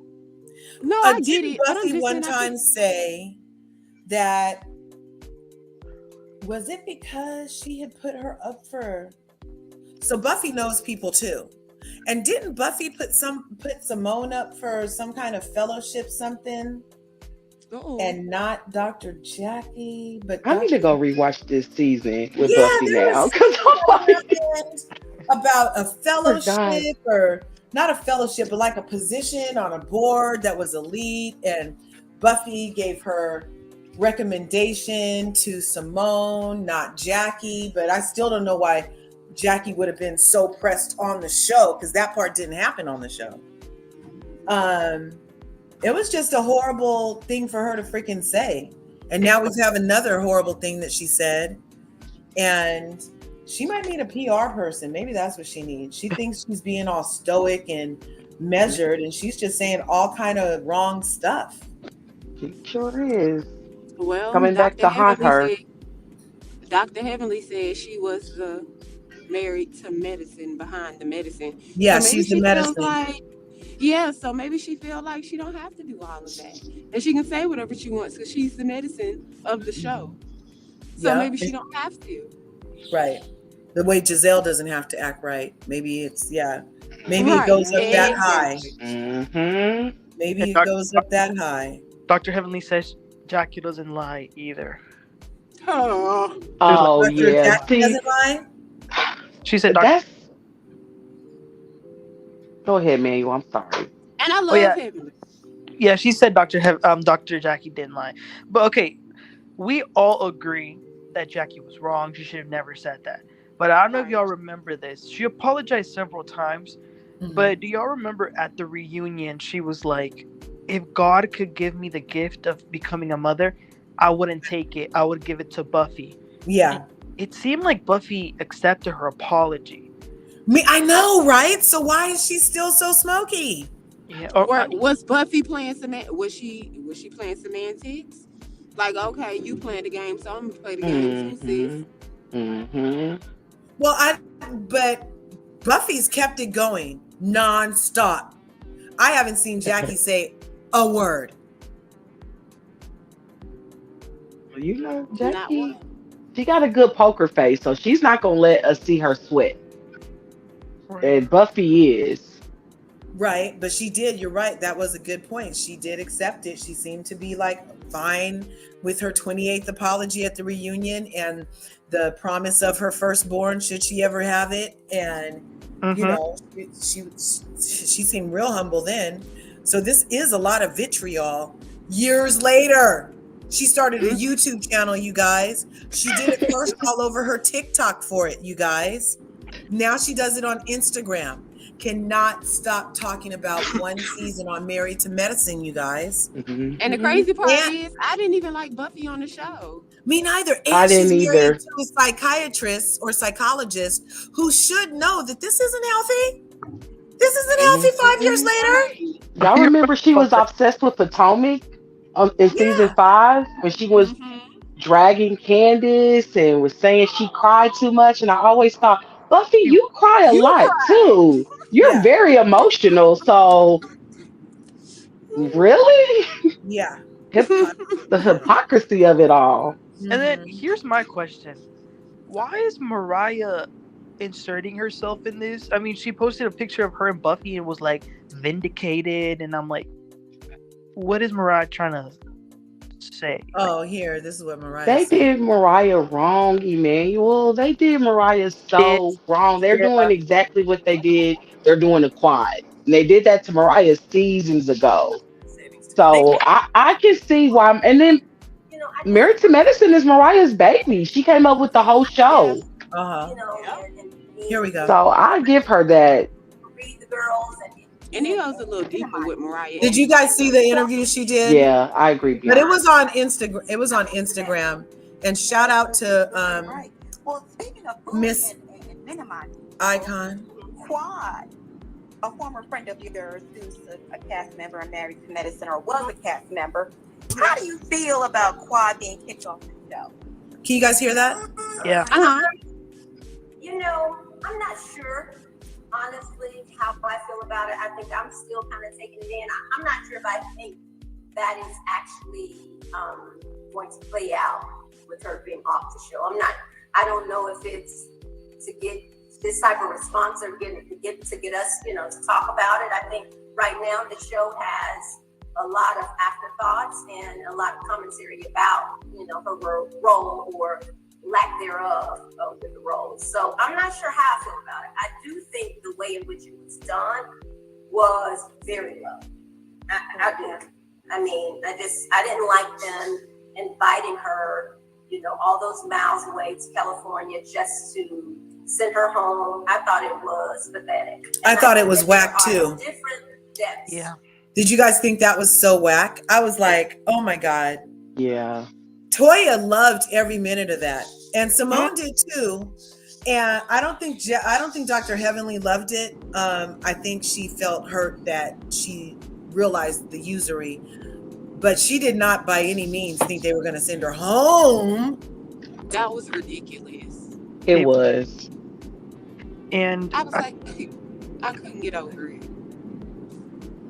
And why does Dr. Simone, or as Curse calls her, Dr. Pancakes, why does she even need to lead the pack? Like, she's always the one that, like, she's the one, she was like, you can go. We've decided you can go. Like, I don't know. I thought it was really... Even at BravoCon, great point. Even at BravoCon, I'm like, why does Simone always take the lead with her overbite?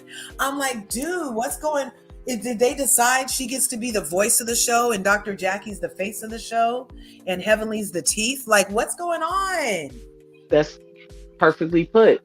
They always Simone always inserts herself to be the spokeswoman. She did that I go back to Mariah. She did that during the time with Mariah. She did it with Quad. Y'all said she did it at BravoCon. She's always the quote unquote mouth. Yep. And I don't know. Simone always does that. And I like Simone, but I have to admit, my girl do be flip-flopping. I'd be like, Simone, like, are you cool with Quad or are you not? Are you cool with Mariah or are you not? Are you cool with Heavenly or are you Right. not? Like, Right. I can't keep up. I don't I trust don't her. know. I wouldn't trust her. You wouldn't trust Quad, Simone. Simone? I don't think none of the women are No. trustworthy. And I'm not sure, how did Toya and her become such a alliance? Because they don't There have you go, anybody Lord. else. I agree. None of them are trustworthy at all. Because we Yeah. finding out bits and pieces about all of them every day. Yeah. Like, what's And happening? see, this the thing with Quad, no accountability. Did you guys see her interview with Carlos? Oh yeah, No, I didn't see the whole thing. Baby, that was bad. Oh, Was it child. horrible? listen. Yeah. The whole it's me, me, me the whole time. Like, with interviews, you usually get a little side tea. Uh-huh. Quiet, just it was all victim. Like, well, they did this to me, and then they did this to me, and it was just like, okay, Quiet, fair enough. But where's the accountability of the things that you said about all the ladies from this, past seasons? No. I just didn't like it. It didn't. And then Carlos was. Yes, I'm taking my podcast And the crazy part to me is, to actual moment. The girl said, "We're not feeling a connection with you anymore," right? And that was sad to see. Can you guys hear it okay? Then to add I insult think I'm to gonna not play it Uh-huh. exactly from this thing. Let's see this. It's different. Yeah, no, I know, and I appreciate you being candid about your feelings because it was hard to watch. So I could imagine being the person on the receiving end of this phone call that took place where they called you back down to the room, and I want to get your feelings about that because obviously you were there. The dinner scene was a lot. But then to get called down again, it's like in the middle of the night, and it felt like, well, bitch, you survived that one. We want to get you. We want to get you some out, And they pretty much emphatically said, you need to leave. Like, we want you gone. If you didn't get that at the dinner, bitch, we're telling you before you lay down, honey, and you wrap these inches up in a bonnet and catch the first flight out that Phaedra will be not on. So when you got that phone call and you were there and you heard them say you should leave, what was that like for you? Like, It was awful. I would have never thought that I would have been treated that way. I know, like, we have our challenges. We have, some issues that we need to address. But I never would have thought that it would have resulted into that. It felt like to me that it was almost like we've been waiting to get your ass. Now that I'll agree with, Quad. It felt like they've been waiting, just waiting for the moment. Somebody was. It was very hurtful.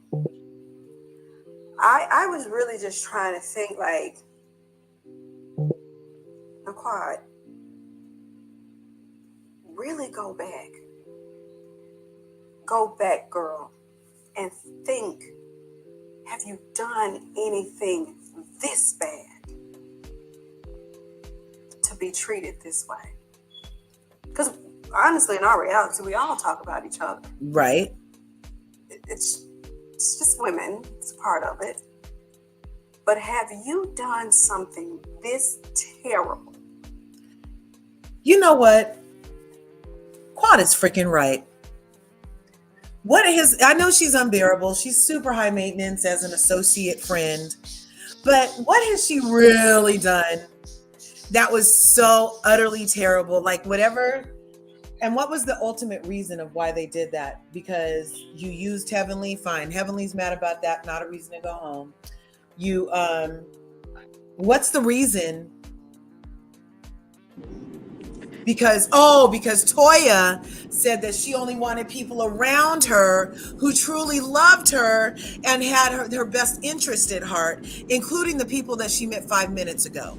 Everybody but Quad. Because wasn't there some noobs on the trip too? This Dr. Alicia's brand new. Yeah. And she cares for Toya so much. Toya knows this for a fact. You know what I'm saying? And Sweet Tea too. Yeah, and Sweet Tea, who she's going to end up dogging out sooner or later. I think the ladies' issues is that Quad don't mess with them outside of the show. And Heavenly felt like she was being used.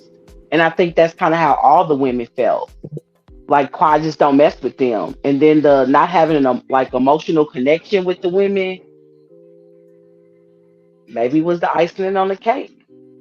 But my question is, if Quad didn't reach out to them, did they ever take the time to reach out to her? Now, that's the barrier that I want to know. Because if they were reaching out to Quad and Quad wasn't responding, then I love Quad. I think Quad is good for TV because she's so daggone dramatic, y'all.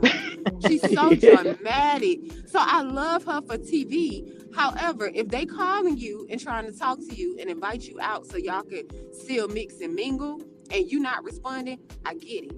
But if they just saying, oh, she ain't called me, so I ain't called her, the phone works both ways. Yeah. So I need more detail on that. Like, they leaving so much out. And that's why we have a problem with this. That's why this is such a big deal. Tell us everything reality. Yeah. Or leave it alone. Wait, is this part 2 of the interview? Yeah. Oh, it's out. Yes. Yeah. You guys, it came out today. You're not missing nothing. You not. Because Quiet knows she just sit up there and carry on, just run around the mulberry bush. I would like it if she took a little accountability, but she has a point. I don't know what she's done that's so much wronger than anybody else on that place. Just like I see what was much wronger with Dr. Heavenly saying what she said in response to what they said, but she had a bigger platform. I'm not sure what the problem is. We can all get some. How about that? Yeah, I agree 100%. That's true. Do you guys think production has something to do with that? Because that does seem so abrupt. Most definitely. Because they've never done that before. No. You know? And, you know, I'm surprised that Quad didn't feel like breaking the fourth wall and being like, I'm not going no damn where. I'm pulling to Kenya. I'm at work. I came to work, bitch, and I want my check. You're not the boss of me. These people are the boss of me. Why didn't she do that? She could have refused to leave. She didn't have to go hit tail tucked. She could have straight pulled a Kenya. She could have done a kid on Marlo's trip when Marlo didn't want her at the house, didn't want her in the house, and she kept coming in and wouldn't get out the car. And Marlo finally had to just send everybody home to get rid of Ken's ass. She could have done that. I agree. She wasn't standing on business. For this trip or No. production? She wasn't standing on business. Either you here to work or you not standing on business. I should have stayed. I agree with that. I do think it was like it was on the borderline of bullying. It was kind of a gang up. I'll definitely say that. That was like when they ganged up on Dr. Heavenly and didn't tell her, and she's thinking it was a joke, and everybody else had talked about it all night. And she the only one that wasn't in on it. No, we all got knives for you, bitch. She was the only one not in on that part of the conversation. But that's what's wrong with these reality shows? They always trying to gang up on one woman, and it never looks good. Yeah. It doesn't. I mean, even like that little scene with Robin the other day, it could look like they were ganging up on her because she finally showed emotion, you know. But her, that was justified. That was justified. It's a difference between being ganged up on and then having a moment where you need to be called out on your BS. Yeah. And every woman had an issue. Well, with the exception of Giselle. Did Ashley say something? I can't get into Potomac this season, y'all. Giselle had an issue too. Giselle had an issue. Oh, did she? Address hers.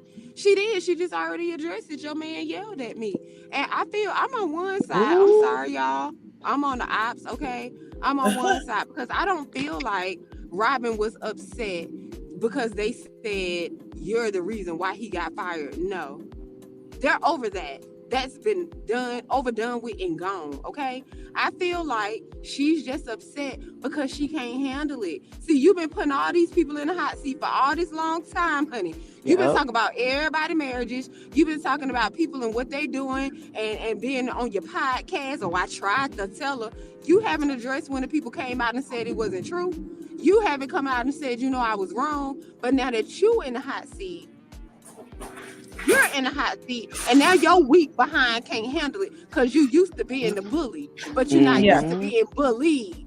And I can't stand the bully. So I feel no pain. So when one said, you need to stop being emotional, he was like, because you're not emotional for me. You emotional because you're embarrassing. You look like a fool. That's why. Don't put it on me. Don't put it on me. And I agree with one. Don't put it on me. Right. That's all you. That's all you, and that's what her behind get. Yep. So I'm on the ops. I agree with one. Leave that man alone. Free one from robbing behind. Free one. She got to go. She got to go. I can't stand She gotta go. Yeah, like what hold is it that Giselle need to go too. What hold is it that she even we know has? Giselle ain't going nowhere. Well, I don't think Robin's going because she just announced today that she just opened this beauty lab. Robin? On her Instagram. Yeah, go to her Instagram. A beauty lab? Beauty. Robin? I thought she was She pregnant. doesn't have Instagram. I can't Hold find her on. on Instagram. Am She I opened blocked up or something? Wait. Emmanuel. You Yeah. said she opened a what now? I thought it was a beauty lab, but it might be like something for. I don't know what it is, but she opened up something. Yeah, see, she doesn't come up for me. Robin Dixon. Maybe she blocked you. Oh, this is my other account. No, you're right. But this is my other accounts. But I can never find her. Whenever I want to tag Robin, I have to do @reasonably shady because she never comes up for me. It's shadow banned. I don't know. Oh, there she is. I spelled it like not her name. Never mind. Now I can add her finally. No, but I still can't add her. I bet. Watch. I'm gonna go try. So we're here on her page, and she said she just did what now?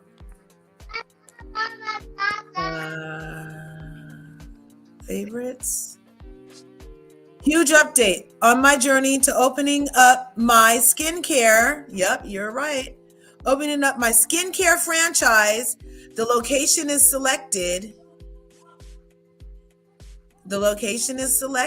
Franchises. Oh, so she has great skin that she's going to start selling skin stuff, huh? I've never gotten great skin. I did not know that. I thought her thing was hats that she never wears. I want to know how did the hats do? What happened to them? Oh, they got discontinued or something? Like what happened? Oh, see, look, I wasn't even showing y'all. Let's see, is this place? Because I ain't heard nothing else about the hats. Yeah. Ever since Juan drove away that day, hella mad. Rolled that arm straight up, honey. Clean on up in Your that perfect facial every 30 days. So it's a franchise facial place. Glow 30. Let's see. That looks like a franchise.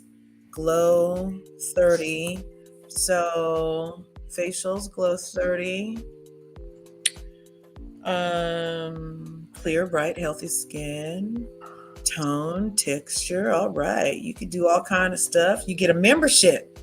And so for a membership, let's see what the perks are. So this is kind of like Massage Envy for your face, I take it, where you can pay a monthly fee. Oh, look, $89 a month. Gets you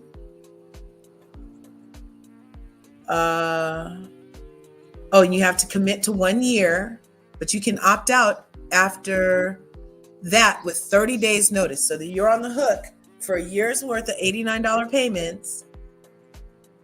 And so this says how many treatments you actually get. with the $1,068 per year. You get 14 treatments for the price of 12. That's 2 free. All right. Yep. Okay. Or you can get, you can do 3 magical months of Fresh Glow for $375. 6 glorious months. Wow. All right. I have a question, Curves. Is this already like a franchised business, facial business? So, okay, so she's opening up her own separate franchise with this company. Yeah. Yeah, I think it's like how Mia had the How joint. much does it cost? I wonder. So she's trying to do like, okay. Did Mia and them invent the joint or did they franchise into it? They franchise into it. Franchise. Yeah. Yeah, they didn't invent the joint chiropractic, right? Oh, no. Oh, okay. I was going to say. So this is like that. She can franchise this and be in charge of this instead. Is that Robin? Is that her? Yeah, that is Robin. Oh. Yeah. That must be how she paid for the franchise. Right. Because, or is she in on this? I wonder why she wouldn't have said anything. You know what I mean? Multi-state, Great Clips franchise, advantages, 2 weeks, but how much is it? Is this her idea? Interesting. I don't think that's her. I don't think so. I mean, she was literally just doing hats. And established. So here's the founder, Dr. Arlene Lamba. So maybe she's utilizing. Okay, so here it is. After royalties and marketing, the 2,000 square foot office made $807,000 in a year. 2 rooms made $213,000. 3 rooms, is that what this means? Franchise requirements, $1 million worth of net worth, $500K liquid capital for investment, ready to begin within 3 to 6 months and grow into a multi-territory. Startup costs is how much it cost Candace to go on tour last year, 6 figures, topping off at $649. 6% of gross sales is what your royalties are. The franchise fee is $35,000. Is that a month? No, I don't think it. I think it's just in total. Worldwide creative fund, 2% of gross, marketing, 1%. Minimum of 3 units, full fees, 50% deposit. And then you can apply. All right. So now she has her storyline for next season.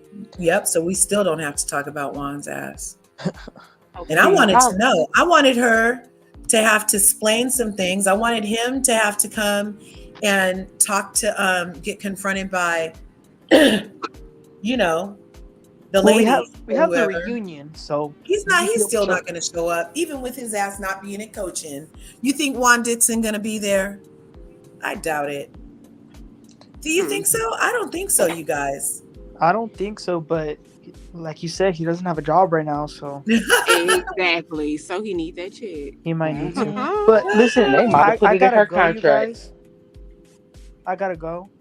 But it was fun talking to y'all. Yes. Thanks for coming up, Manny. I'll text you later. Happy holidays. Happy holidays, Emmanuel. Okay. See you guys later. And he's right. Look, we're up on 2 hours and 10 minutes. This has been an excellent conversation, a great way for me to distract. I'm so happy that you guys were here. Well, the AKs feel great about it because isn't Kamala an AK? That's the only reason she really came on the show. Was it really because of Dr. Jackie's initiatives and advocating, or is it because she's a Sister Kappa? That part. Yeah, and maybe if Giselle's every hue line was doing better, the vice president would have visited her house too, because it's her sister too. And Kamala's like, I don't want no parts of that woman with her ignorance, stovepipe like leg self. No. That is hilarious. I'm sorry I'm making you laugh. Okay. I know. You guys. Okay. Do either of you have channels? No. No. Well, you guys should get some in 2024. It could be an alternate stream of income, even if it's only $100 every 2 months. Hey, you know, Something to think who about. knows? Right. Yeah, you guys have great POVs, and I see you everywhere. You guys should go for it. Oh, Thank you, Kurt. Yeah, for sure. No, seriously. Seriously. Anyway, because there's enough to go around. Duh. I know that's right. I just love supporting my YouTubers. I love being in the shadows, just like, yay, go. Yep, I agree. Same, because I don't call in all the time, but this topic had me heated. So I You were very. it. Yeah, no, that's serious. That's serious because it's a real life thing happening in real time. And we all know someone, or we either know someone or personally have been affected by doctors just kind of overlooking us, just not taking us serious. That's not okay. Not okay at all. My son was 5, and he's 15 now, thank God. He was 5, and he was like, "Mom, I don't feel good. My stomach hurts." I was like, "Okay, we go to the doctor." They were like, "Oh, he has an upset stomach," where they send us home. And the next day, he's like, "No, Mom, it really hurts." And he had a slight fever, and it's like, just wasn't feeling good. Go back to the doctor. They sent us home again. I go back to the doctor the same day because I was just like worried at that point. I'm like, okay, this fever means something. Even if you guys are saying it's just a stomach, like look at him. He can't even, he's so lethargic. Right. This doctor comes in. And she was so excellent. She really touched him. She really examined him. Everybody else just looked, and they looked at him and said, "Oh, it's just this. Go home." She really examined him. She did this little press in. It was like, it seemed like that was his stomach, but she was like, "Oh, well, let me listen." And he coughed. He ended up having low-grade walking pneumonia. Oh my goodness. Good. And it was only because she pressed and then she listened, and he had a slight crackle. And she taught me that crackles means pneumonia. So wheeze is just like restriction, but if there's ever a crackle, like it sounds like popcorn, crack, crackle, that's a sign of fluid in your lungs. And so, sure enough, he ended up they immediately admitted him. He was in the hospital for a week. Oh. And they had sent him home 3 times. And he was only 5. So, yeah. So I was just so thankful for the doctor that finally cared, Yeah. Right. Just, that is ridiculous. And if you were, let's be honest, a different color, then they would have start running all found kinds out. of fucking tests. Yep. And they're like, "Well, let's just do some genetic testing." Well, what's in, you know what I mean? Like, they let's go get an X-ray stuff for them. Yep, they do. But y'all know why? Because Dr. Jackie said the African American women be exaggerating him. Only the African American women. So everybody else get the privilege of whatever they say. I just don't want to be in the field today. Can you write me a note? Yeah. Come on. Somebody sitting up there working at TJ Maxx on their feet for 8 hours and carrying 2 babies in their stomach tell you that they need an extra week off because they can't take it no more. And you talking about they only saying it because they exaggerating. How about you go sit your behind and walk around TJ Maxx and do them go backs and sit at the cashier and work that fitting room you wanna? Exactly. Like, don't do Not that. to mention her and her obsession with being skinny, having all baby weight. Plus, it's pressing on nerves. They're literally standing on our organs, lady. Yes. And then if somebody like her got pregnant, because she is so teensy tiny, ain't no telling what type of complications you gonna have with 2 babies sitting on top of your little bitty pelvis. Yeah. Yep. So I just let's think, not do that. yeah, no, it's not okay. And it kind of gives people a bad image of, Black OBGYNs. for both of my kids, I had two black women doctors, and they were fabulous. Like when I say they went over and beyond medication, doctor's excuses, whatever I needed, they were there. And I'm just looking at Jackie like, wow, like this does not make black doctors look good Right. because everybody does look at Dr. Jackie in a really great, admirable light. And I'm sorry, Jackie is not that. She panders to black people. I'm sorry. Like the Kamala Harris stuff, the election. I don't know if I got out. You know, just a little bit. Just a little bit. Can you guys But hear yeah, me? there is stuff, yep. Hi, Annie. Yeah, we can hear you now. Hey. We're talking about everything that came out with Dr. Jackie's past statements that are contradict completely what she said she advocates for in her conversation with Kamala Harris, the Vice President of the United States, in Sunday's episode of Married to Medicine. So that's what we were just up here talking about. And for the last 2 hours, Annie, we was just about to go, though. I'm so happy you got to pop in before that, though. Got to take the kids, too. What do we have tonight? Electric guitar practice and drum practice at the School of Rock. So we're getting ready to go down there. I know that's right. Mm-hmm. Sorry, you guys. Somebody was calling. Oh, no worries. No worries. Yeah. So do either of you have any final thoughts? Dr. Jackie, you are just, I'm very, very disappointed. Yeah. Same. Dr. Jackie, you have to do better. You have to choose your words better.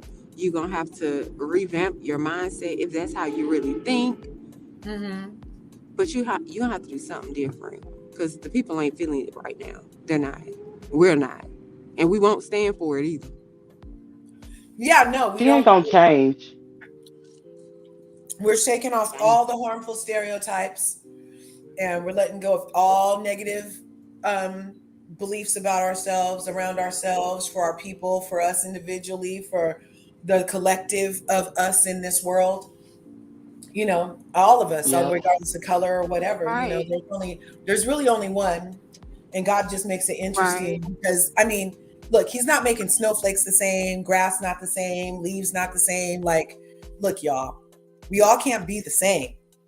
So I just hope that eventually we will be able to understand that and really like unify, like for real. You know what I mean? Yeah. Like, that would be beautiful instead of us still having to like just be color against color or species against species, as in, you know, male, female.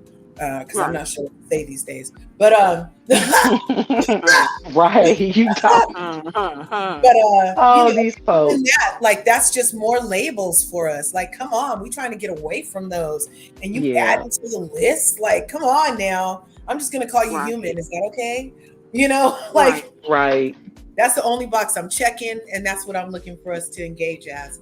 And as a human, be compassionate, be kind to ourselves, of course. Who's this? Yvonne Holloway. If you, I don't have my glasses. Where'd they go? If you ever realize that every time a person is on Bravo and started getting famous for what's going on, they have done the IRS. I hope what happened? I hope the IRS does leave her alone, but I'm pretty sure. Ooh. Jackie, it says, have you ever realized that if a person on Bravo starts getting famous for what's going on or what they have done, the IRS starts looking into their money? I wouldn't be surprised if JA. I think Jackie, she seems really put together. I think she got her money in order. Yeah, I don't think she's gonna do anything. I can agree. She's just cold.